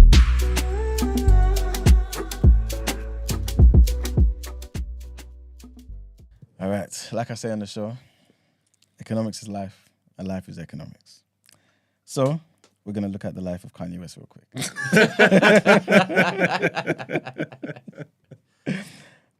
Mr. Kanye West has been ordered to pay Kim Kardashian $200,000 per month. I see that. in child support in a divorce settlement. Crazy. Yeah, as we know, Kim filed for divorce in 2021 after 8 years with Kanye West. They got 4 kids. Both parties were declared legally single in March, with Kim Kardashian also dropping the West from her name. Remember, she used to be Kim Kardashian West. Yeah, man, the last thing's gone. So, yeah, man. Apparently, the two parties are consulting with each other on major decisions about their children's welfare and all that type of stuff there. But the expenses, and the expenses for the children's security, school and college, that's all going to be shared. I don't see how it's shared if he's giving $200K a month. That's just another way of, anyway, that's what they're saying. Maybe it's really expensive. They're probably going to expensive schools and stuff. It's probably, they're doing stuff to a different level, isn't it? So it probably... And doesn't your amount of child support reflect your standard of living? Yeah, but she can match her standard of living. She's got money. I'm just telling you what I was told. And there's 4 kids as well. Yeah, 4 kids, yeah. Like, he should have to pay something, clearly, because obviously, if you're not like... But does it also depend on your net worth, your level of income? I mean, there's a lot of different variables that go into that figure. Yeah, but not just... It shouldn't just be his. So where do you think... Hers should be taken into account as well. Yeah. Yeah, maybe it has been. I'm sure, well, they came up with this figure for a reason, no? So what's that, like 2.4 million a year or something? Yeah. That's like a change for Kanye, man. Billionaire status. No, what, not yeah, anymore. but what... they got to it a minute. What do you mean? Yeah, but He what's... ain't a billionaire no more. It's gone, man. Like, are they... Are they guaranteed... Like, does she have to match that? Like, is she spending 2.4 on the year as well? I don't know how it works, if I'm honest with you. I don't know how child support works. She can spend whatever she wants to spend. She don't have to give anyone any money. Exactly. Don't get me wrong. I'm not trying to do all this just because he's got money. Yeah, and I understand how childcare works. He 100% should have to pay something. I'm just saying, how does it work out when she's so well off too? Yeah. How do they like? Because she's so well off, he shouldn't be like spend. I don't know. Do the courts take into account how much money the mother earns? I don't think they do, you know? So, I don't know. I feel like it's all about the man. Let's analyse your finances, your net worth, and just give you a figure. I feel like they don't consider the woman. If that's so, is that fair? Yeah, it's not fair at all, man. Women, call up. Give us some spiel. I don't know. I don't know if this is how it goes. I'm guessing. Right. Because I'm guessing if Kim's finances were a consideration, then maybe the amount wouldn't be as high. I don't know. Maybe. But like Mark was saying, maybe the expenses are that much higher. You know what I'm saying? Where after she's put certain things and he's put certain things, there's this left over. You know what I'm saying? So maybe. Yeah. But it just seems like that's crazy excessive, man. $200,000 dollars. But yeah, man.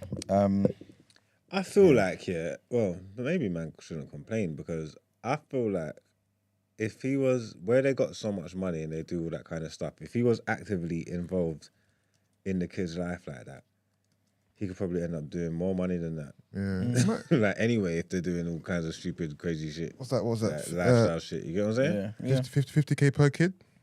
All right, cool. If Kanye had one kid with Kim and they ordered him to pay 50K, would your... Oh, wait, then how many youths has he got? 4. And this is for all the youths? Yeah, it's not per Oh, child. no, this is all right. That's what I'm saying. So Is it? I forgot. I thought it was just one baby. Would your sentiment change if it was one baby, 50K a month? No, I got confused. I don't know how many youths they got. I don't pay no attention to these people. Yeah, it's 4. But don't you have to 4 consider youths, the age of the group of the kids as well? No, I think that's fair now. I forgot it was 4 youths. I didn't know. I think it's fair now. I think that's calm. Sure. Huh? Sure. It's 4 youths. Yeah, but still, I don't think it should be just times 4, because some kids need more than others. If you're a baby like 2 years old, you only need bloody baby formula.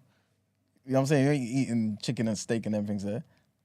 Yeah. Remember, this is a figure that the court's given. Kim and Kanye can probably talk amongst themselves and you know come to their own type of conclusion. Just because the court says you have to give her 200K doesn't mean that he has to, right? I'm sure the two parties can have their own discussion. It's like what you said. If it was one youth and they said they had to give 50K a month, I'll say that for Kanye as well. That's calm. Like that's light. He got off on one. You get what I'm trying to say? Like, Yeah. But then what's the money for though? Because remember, expenses for the children's security, their school and their college is going to be shared. But Nas had to pay the shoes for Balenciagas and that. Nas had to pay 51,000 a month. Yeah, to for Kelly's, for one kid. Yeah, for one kid. So 200,000 seems right, no? Yeah, No, Nas but got Kelly's- bumped. 100%. Nas should be paying about 15 bags. He's not moving like he's Jay-Z. This nigga ain't got it like that. He should be paying about 15 grand a month. Stop looking at me like that as well. No, because you're looking at me because you want me to start defending him. Nigga, now I've got more money than you, nigga. Broke ass nigga.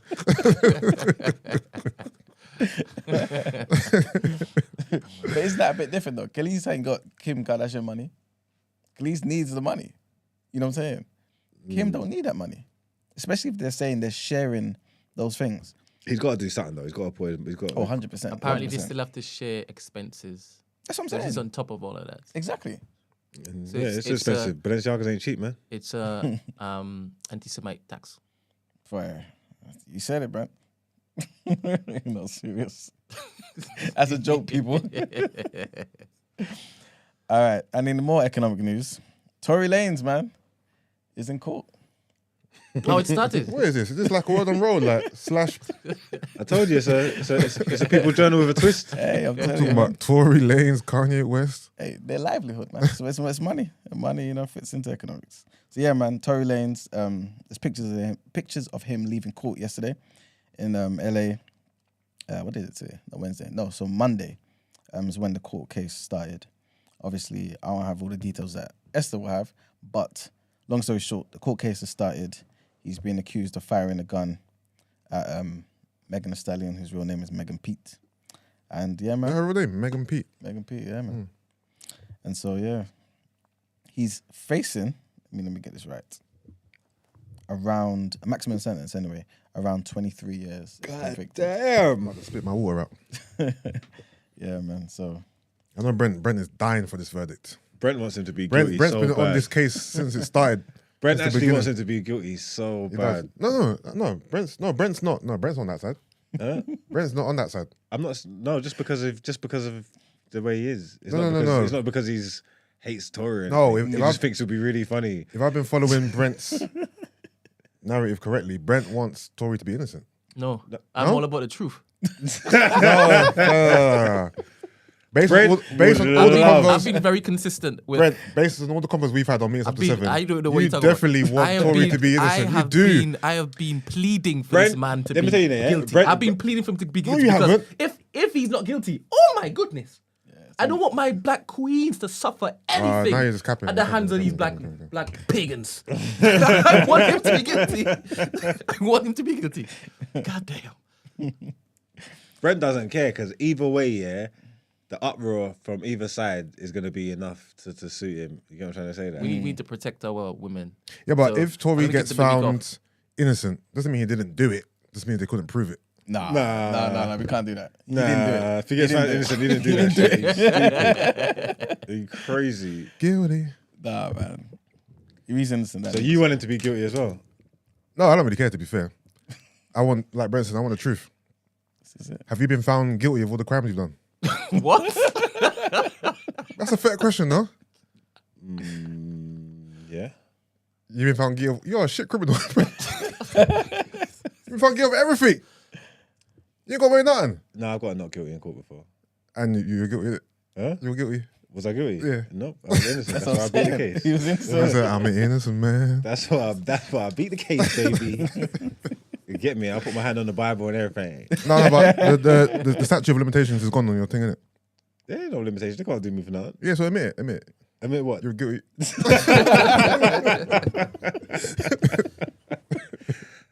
I was innocent. Yeah. Oh man, the next thing is Royal Mail. The postal workers at Royal Mail have begun a fresh 48-hour strike, man, in a row over pay and conditions. So it's the latest in a series of walkouts involving 115,000 workers, and it's gonna obviously hit the deliveries of letters, parcels, and things of that nature all across the UK. So obviously we're expecting something in the next couple of days. It's not gonna happen, unfortunately. Royal Mail said it's made a revised offer, but there's no talks that's happening at the moment. So obviously the CWU, the Communication Workers Union, who represents the workers, who pretty much say the members want a pay rise that matches the cost of living. Obviously, if Royal Mail's made an offer and they're not really responding to it, obviously the offer's not good enough. But at the moment, postal workers walked out on Thursday and Friday of last week, another 2 days now. And also in the run up to Christmas on the 9th, 11th, 14th, 15th, 23rd, and 24th of December, there's going to be strikes as well. So you ain't going to get no mail, man. So again, if you got to send out your Christmas presents and things of that nature, yeah, man, all them things there, you lot may need to just drive down and deliver by hand, you know, because, yeah. And the last thing is train cancellations. Again, some strikes have been cancelled. There was meant to be one on the 26th, but that was cancelled because a pay offer was given by that particular rail company. And I believe they're going to be doing ballots. So they'll be deciding if they're going to go forward with more strikes in the new year. But as of right now, that's pretty much it for the People's Journal. All right, then. Let's get into our Wellness Wednesdays.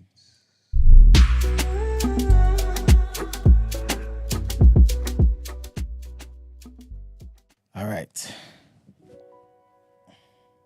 So today's Wellness Wednesday, the first quote is this: "The very serious function of racism is distraction. It keeps you from doing your work. It keeps you explaining over and over again your reason for being." So again, the very serious function of racism, according to Toni Morrison, is distraction. It keeps you from doing your work. It keeps you explaining over and over again your reason for being. Next quote. "I, for one, believe that if you give people a thorough understanding of what confronts them and the basic causes that produce it, they'll create their own program. And when the people create a program, you get action."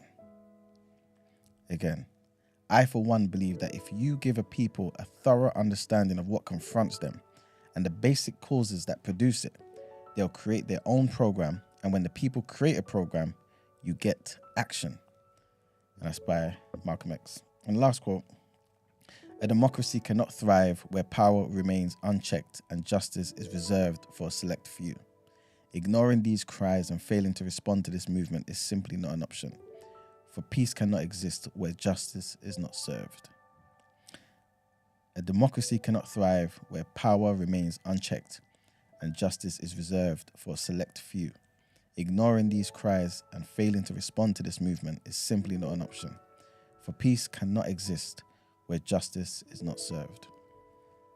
And that's it. That's an interesting last quote you read there. Yes. Democracy, justice. That's what I'm saying to you, man. Mm-hmm. I'm fair, man. Hope those quotes helped you find some comfort or find some direction in your life. You know, on this Wednesday morning, this is what we're all about: the wellness and these things. Elaborate. Come on, man, we're here for you. Remember, we've got a lot of segments that we do. We do different segments every day. If you want to take part in them, you can hit us up on TDA submissions at thenewblack.com. Black is spelled with an X. Or you can hit us up on our social media. There's a number you can call. I know you have heard the callers getting involved. It's right at the top of the chat. Anybody that's not paying attention, the number is 07564 841 0073. You can call up at any time. You can get involved in any conversation that we're having at any part. Just make sure it's short and sweet and concise. Yeah, don't overdo it. But yeah, that's about it, man. Let's get into our next headlines. Man, who's the last quote by? John Lewis. John Lewis. Big up John Lewis.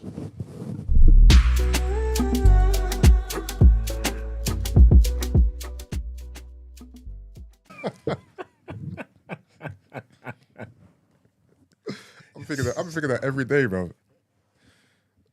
The first time I saw it, I was thinking, is that mine? Up in there. Sorry, no, good carry. All right, so the next headline. This might be, again, this is not me pushing my agenda. I never do that, I should not know, right? But this might be a good time for you guys to be vegan, man. man, look in my eyes like, tell me something, man. Tell me something good. Well, you decide on this information. Remember, it's best to be informed. All right, let's go. Half of the free-range turkeys produced for Christmas in the UK have been culled or have died due to bird flu. Half. Richard Griffiths, who's the chief executive of the British Poultry Council, said that 600,000 out of about 1.3 million free-range birds had been lost. Sorry to cut you. So above everything else, we're gonna have turkey drought this Christmas. Or diseased turkey. Okay, sorry, go on. Telling you, man, get the alternatives. Capon. Capon. A capon. What do you mean a capon? What's a capon? Alternative to turkey. What? A capon? What's a capon? Big chicken. Is that what a big Oh, is chicken? it? I never knew that was what a I big never heard chicken of that before. Huh? Never heard of a capon. Mate, am I pronouncing it wrong? I don't know. It's a capon, What's definitely. it? Ben, what's a capon? Maybe so. It looks like a flipping cock. I'm a man of the world. I'm a man of the It world. looks like a cock. Don't stop saying it like that A too. cock as in a chicken. I'm seeing a cock. A big bird. Yeah. Yes. That's what I said. It's a huge chicken. It's bigger than it? chicken. It's a cockerel that has been castrated or neutered, either physically or chemically, to improve the quality of its flesh for food. Wow. And in some countries like Spain, fattened by force feeding. There you go. So it's as good as turkeys are dry and stuff, innit? Yeah. It's a good alternative to turkey. You get a capon. It's just like chicken. It's just huger and bigger. Get a capon. He's a chef, innit? Come on, man. This is what we- Diced up a lot of cock. Sorry. Chicken, big chicken. Take this Listen, camera off me.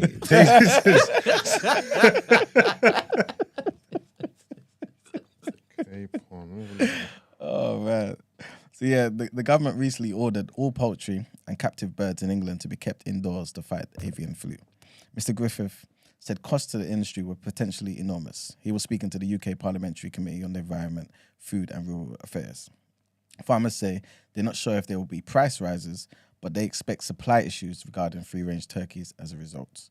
Also speaking to MPs, Paul Kelly, who's the owner of a turkey hatchery that supplies farms around the UK, told the committee, "I think it would just be a supply issue rather than the prices being hiked. But there will be a big shortage of British free-range turkeys on the shelves this year." Yes, and the next headline is about, kind of about Meghan Markle. Trigger warning here. Threats of life. So a senior police officer has revealed that the Duchess of Sussex was subject to multiple disgusting threats against her life, and that they were very real and led to prosecutions. Neil Basu, who's the outgoing assistant commissioner of the Met Police, told Channel 4 News that the threats were deemed credible, adding that the material would have left her feeling under threat all the time. The remarks throw new light on Prince Harry's attempt to get automatic police protection for his family when they are in the UK.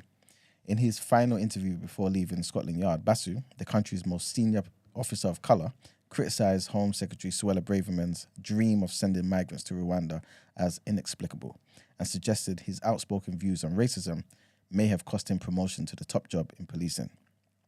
But it was his comments on the threats to Meghan's life that appeared to reveal why Prince Harry told the High Court earlier this year that he would not feel safe when visiting his family under existing security arrangements. The Duke of Sussex subsequently won the right to challenge a Home Office decision not to grant him automatic police protection when he is in the UK, despite offering to pay for it himself.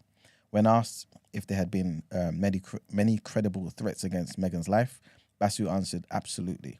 And if you'd seen the stuff that was written and you were receiving it, the kind of rhetoric that's online, if you don't know what I know, you would feel under threat all the time. He added, we had teams investigating it. People had been prosecuted for those threats. Do you guys feel like they should get automatic police protection? Prince Harry and them. For being a part of the monarchy. Yeah. Even though they've left it and stuff like that. Yeah, because he's still just because he hasn't got the title no more doesn't mean he's still not Prince Harry. You know what I mean? Yeah, it's Harry, man. Yeah. Look after Harry, man. Harry's cool, man. Okay. Who's got to pay for that? Well, he's saying he don't mind paying for it, but if Okay, yes, yeah, protect him up, man. but if it wasn't that, we would, I guess, been paying for it with our taxes and that. No, Harry's cool, man. If there's threats to his life and things, then look after me. Then The thing is, if you're paying taxes regardless, no matter what, do you matter where they go? Yeah. In this regard, like you're paying, it's not like, you know what I mean, you're paying taxes. It's not like you can choose where they go in it. if they just take it out of what you're paying and just push You're paying anyway, whether or not it goes to Harry or goes to the new potholes in Stratford, whatever. Like, do you know what I mean? Okay. Well, so I can understand why you wouldn't, but what if you know for a fact it's gone to Harry, but the potholes are still there? What if there's nothing you can do about it? Then it's Yeah. like, Like, what if your tax is going to a cause you don't believe in, but there's nothing you can do? You can't do nothing about it. Then there's no point being at home disgruntled. That's what I'm saying. Yeah, but if you're still driving around and your car's tires are bucking in the potholes, Yeah. but Harry's got his security, then there's something to moan about, isn't it? I know, but if you can't control it, it's like, you know what I mean? Trouble in India. But you'd go out of your way to do something, innit? This is why you got to vote for certain people, innit?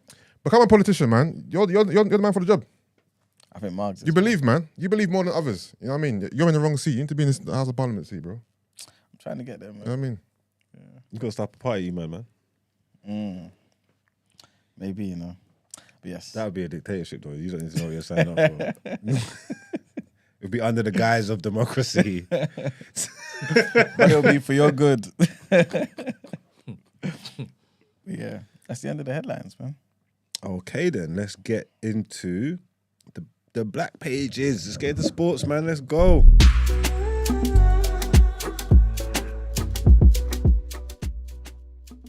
Well. As you don't know, it's still World Cup season.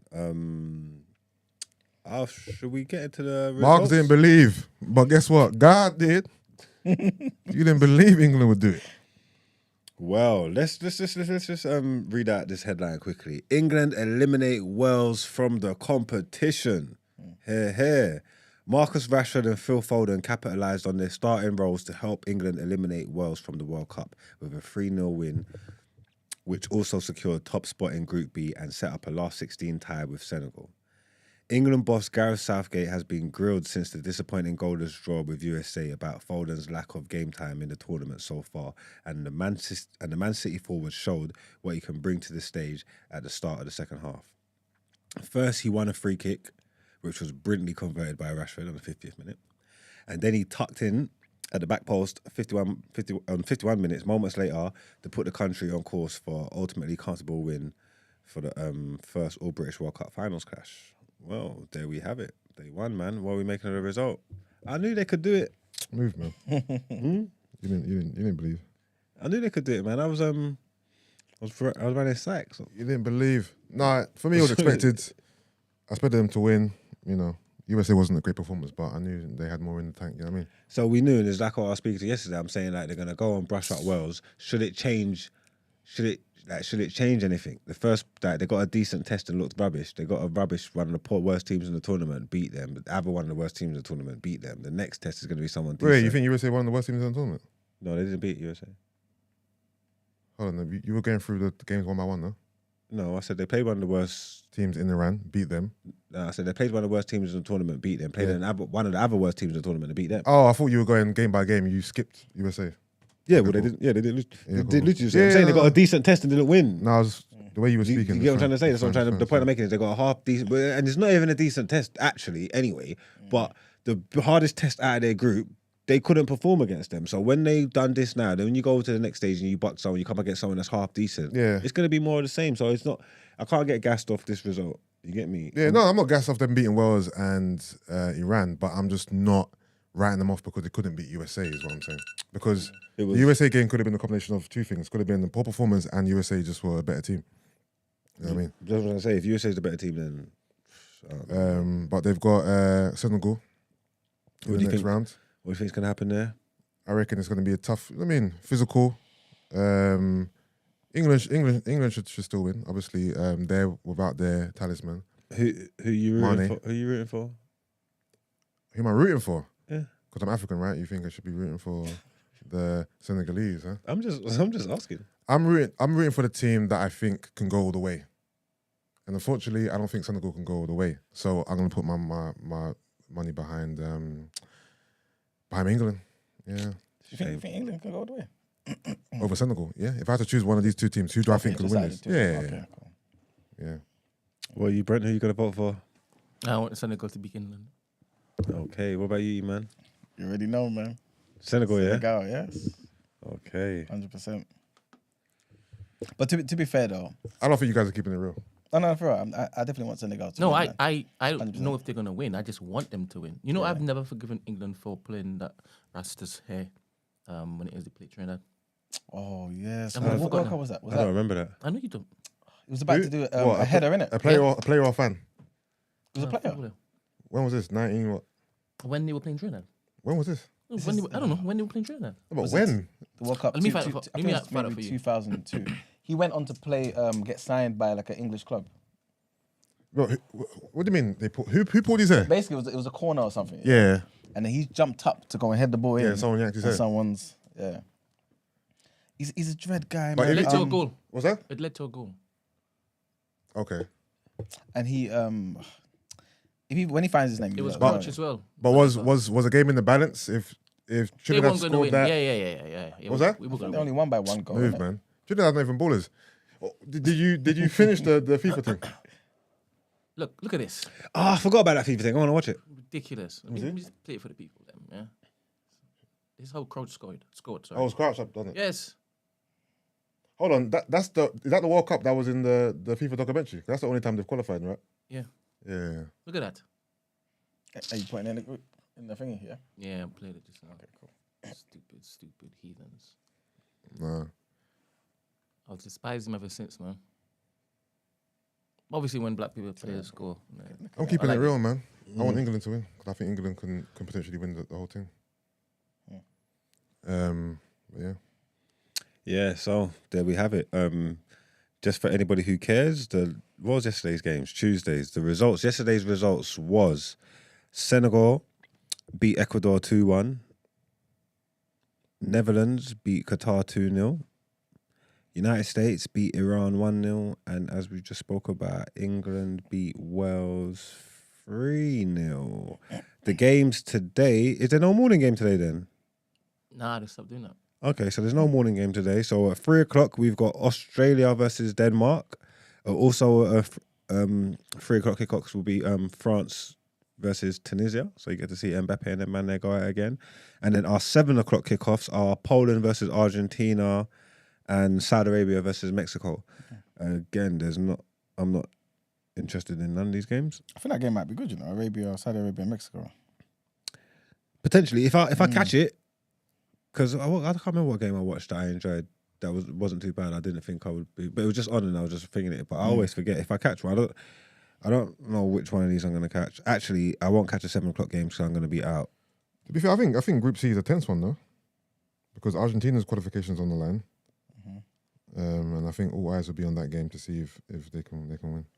Okay.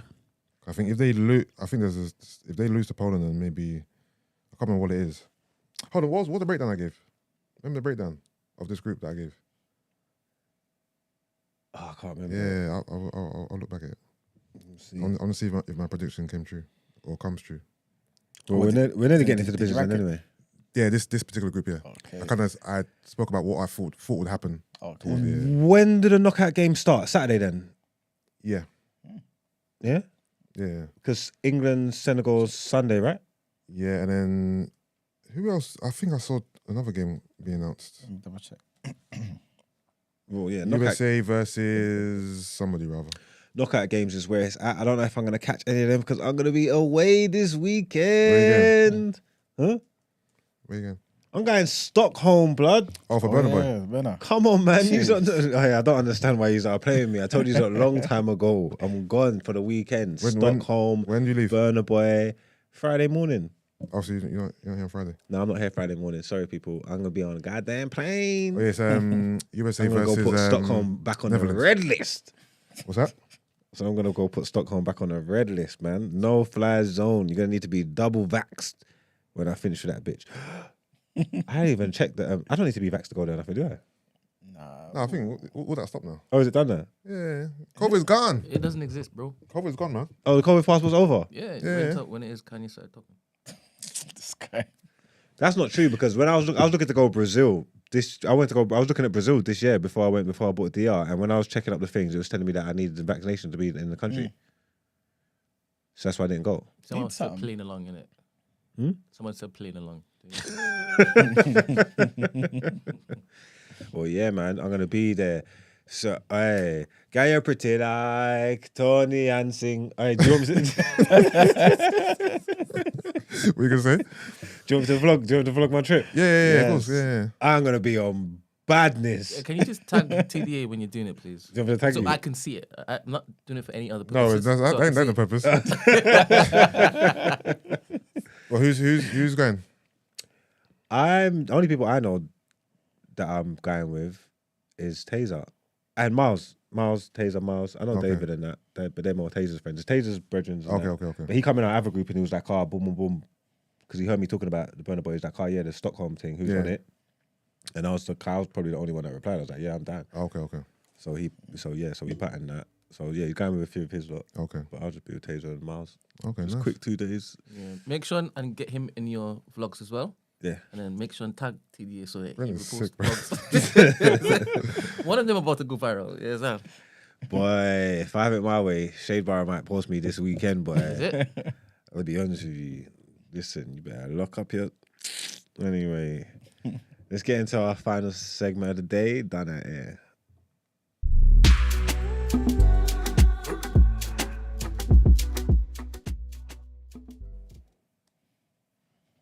One said we may see these man. Wait there, who said they're there on Saturday? You man pre me. You man rolling. Wait there, who's stepping? The man that ain't stepping. We're gonna do a TDA link up in Stockholm. You man are gassing. You man ain't gonna pull up. You're lying. I'm dead there. In there like swimwear. Who's this? Reggie and who? Michael, Tommy. They're gassing. Reggie, Michael, pull up, star. If I see Margs doing a mad thing, I'm gonna record it. Oh, so man's snitching. Man's wait there. Don't come nowhere. Hey, listen. You don't forward nowhere. Stay in your yard, man. This is idiot.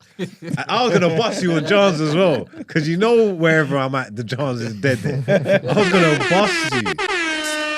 What a joker. Bro, they're saying they're there though. Link up, man. If you see me, shout me, man. I'm gonna let you know where the after parties is. I'm pulling up. I got a pre-party. Mav 4K says going. Reggie, Michael, Tommy. Jeez. Okay then. So it's a TDA adventure. Kevin said he's down too. Oh no, Kevin, you can't come, man. Man said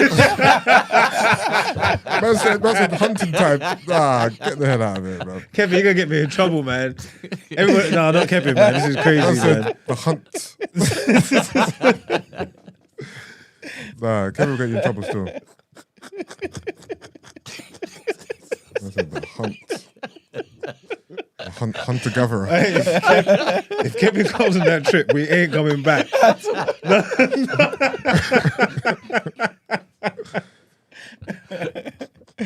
Oh man. Oh God, sorry, you're giving me a joke. All right, cool. Let's get into that quickly.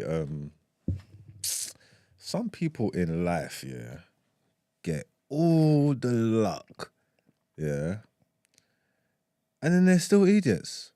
So Reece Casey, yeah, 31. This guy is a Euro Millions winner. And when I say that, I don't want to overgas it because Euro Millions, I know you're thinking like he won 174 million. He didn't. He won the Euro Millions, and shortly after went to prison for 12 months. Before. Well, his gambling addiction, yeah, helped him like blow away his whole prize fund, basically, yeah. And then he started swindling people on Snapchat, telling them he can get 40% off clothes in flannels. But he made 34 grand. 40% though. what? Huh? 40% off what? Flannels? You see flannels, the clothing, designer clothes, flannels website. Oh, I didn't know there was a Shop bank of flannels, yeah, Okay, shop okay. flannels, yeah. He's telling people he can get 40% off designer brands on Snapchat. Okay. He made 34 grand. Hear what this shoot done, yeah. Let me tell you why I wanted this shoot, yeah, because he's showing entrepreneurship in that, yeah, but like he already had a good start. So I don't understand how he's messed up. This Donny, yeah, in 2018, yeah, won 54 racks from William Hill, yeah, betting, yeah. Yeah. He won 54 racks, yeah, in 2018, yeah. In 2019, yeah, he won 164 grand on Euro Millions. Guy's a lucky guy, bro. This is a lucky dude. Yeah. Do you know what I'm trying to say? Like, he's getting it in. He's doing his thing. Yeah. By rights, that 2 years there should have set him up. Yeah. He should have. And on top of that, he won Euro Millions as well.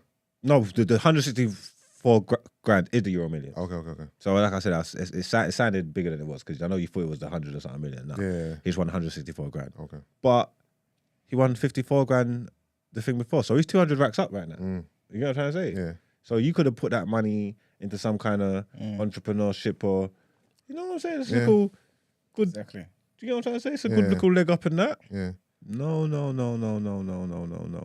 He turned to more gambling.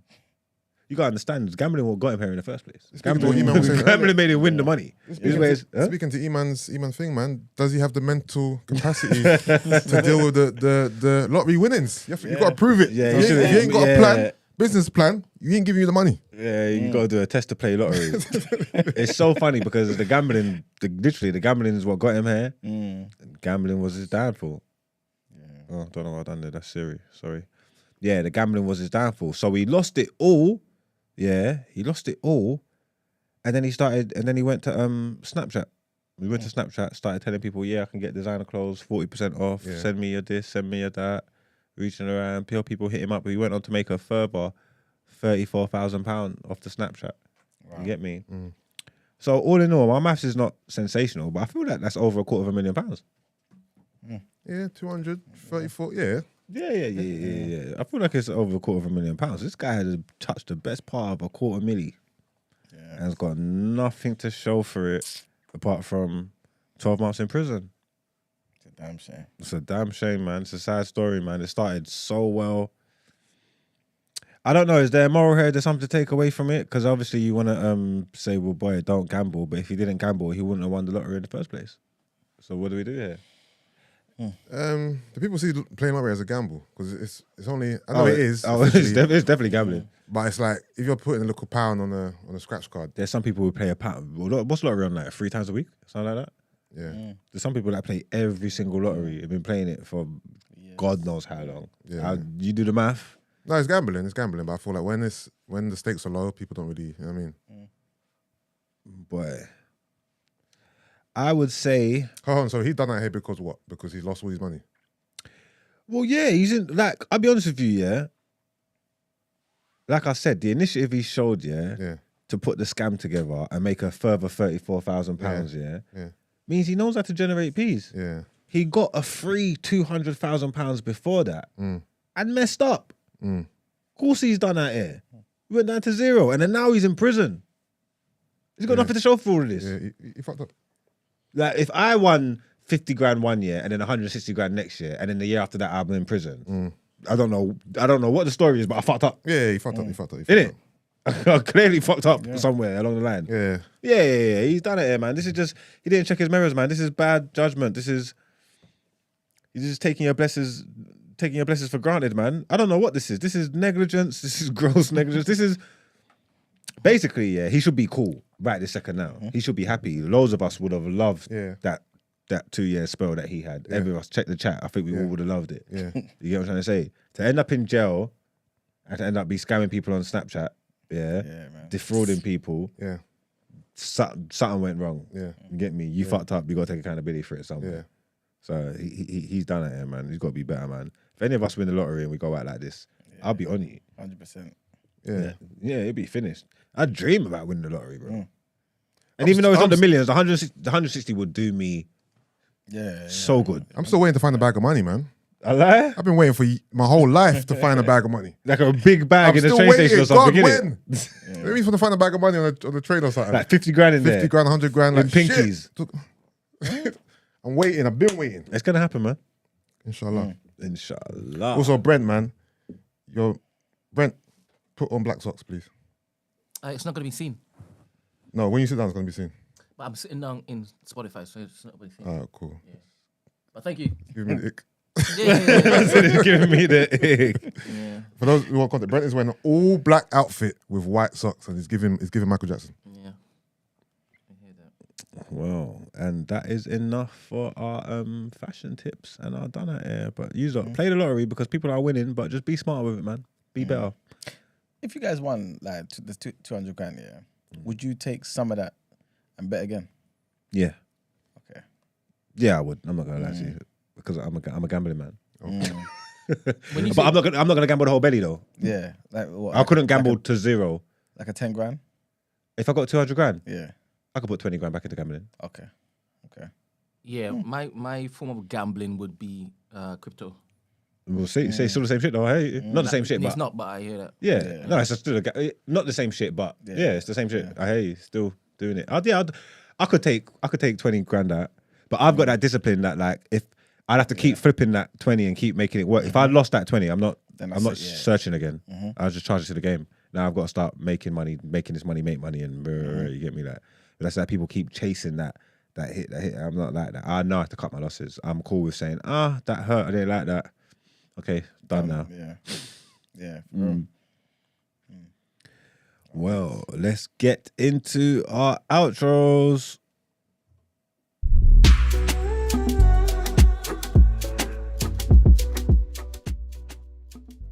Community. I didn't know there was a memo. I didn't know we was doing this. With the link up thing. Yeah, I didn't know it was a TDA thing. But them man, they got the right idea. I'm hearing Sweden's, trust me, I'm hearing this proper way proper. I'm about to enjoy. Well, anyway, that's the end of another wonderful show. Thanks, people. Honestly, thanks for taking part. What's the like saying in the, on the video, bro? 121. 121. Also, we're better than that, man. It's payday, innit? Today? Yeah, I saw it's payday. Could be, potentially. It's payday, innit? It must be payday today, right? You know, or the last Friday. I'm gonna start paying you differently than what is on the contract. You don't realize what's on the contract is the most lucrative mother effer thing out there, right? I'm gonna start paying you to come in, so it's separate from the contract. That's Why is he jumping the gun? I'm not even talking about me. Nothing, my bad. I apologize. What's wrong with you, man? Are you on the edge? Finish it. You gotta let him land, bro. Alive? Finish it. God damn. That's like the other day. The other day, yeah. I was recording Minutes After 7, right? And I was going to ask Brent. We had a guest and his mic was kind of high. I was going to ask Brent, yo, Brent, is his mic covering his face? I said, yo, Brent, it's got pork in it. Because he had pizza. I said, yo, Brent, it's got pork in it. I said, what? I'm not asking you about fucking pizza. I'm asking you, is the guy's mic covering his face? He goes, oh, my bad. My apologies. I apologize, my good man. Guys on the edge. All right, what I'm going to say is, it's payday, right? So you guys have got some money. Get your live show tickets right now. Yeah. You should feel even worse now, bro. Yeah, I feel bad. Meet us after 7 live, the 15th of January. It's going to be TDA. Going to be. Oh, I haven't told you. You're a part of the live show. Okay, yeah. Yeah. So, meet us at 7 live, 15th of January, Clapham Grand. It's our last ever live show featuring the TDA crew. Get your tickets right now. I'm going to put up the link in the community later today. So grab your tickets, yeah? Grab it. But yeah, Brent, man, you're a funny guy, bro. I'm just typing that you've got prior because people seem to think that this is just off the back of nothing.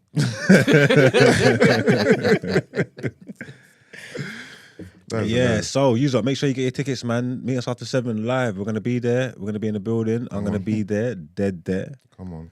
So it's about to go ground. Hey, Stockholm crew, link up. Remember though, what happens in Stockholm is gonna be all over the community on Monday. At TDA, that's what I'm saying. At TDA, as long as you know. So let's roll. Big steppers. Kevin said, Marks, I need a light skin wingback. You're going to get me in trouble, Kevin, man. But you know what it is? Nah, man. Kevin, you know what? Roll, man. Let's do this, man. Fuck that shit, man. Let's roll, man. Nah, man. Fuck it, man. We're outside and got them outside. That means something different to Kevin.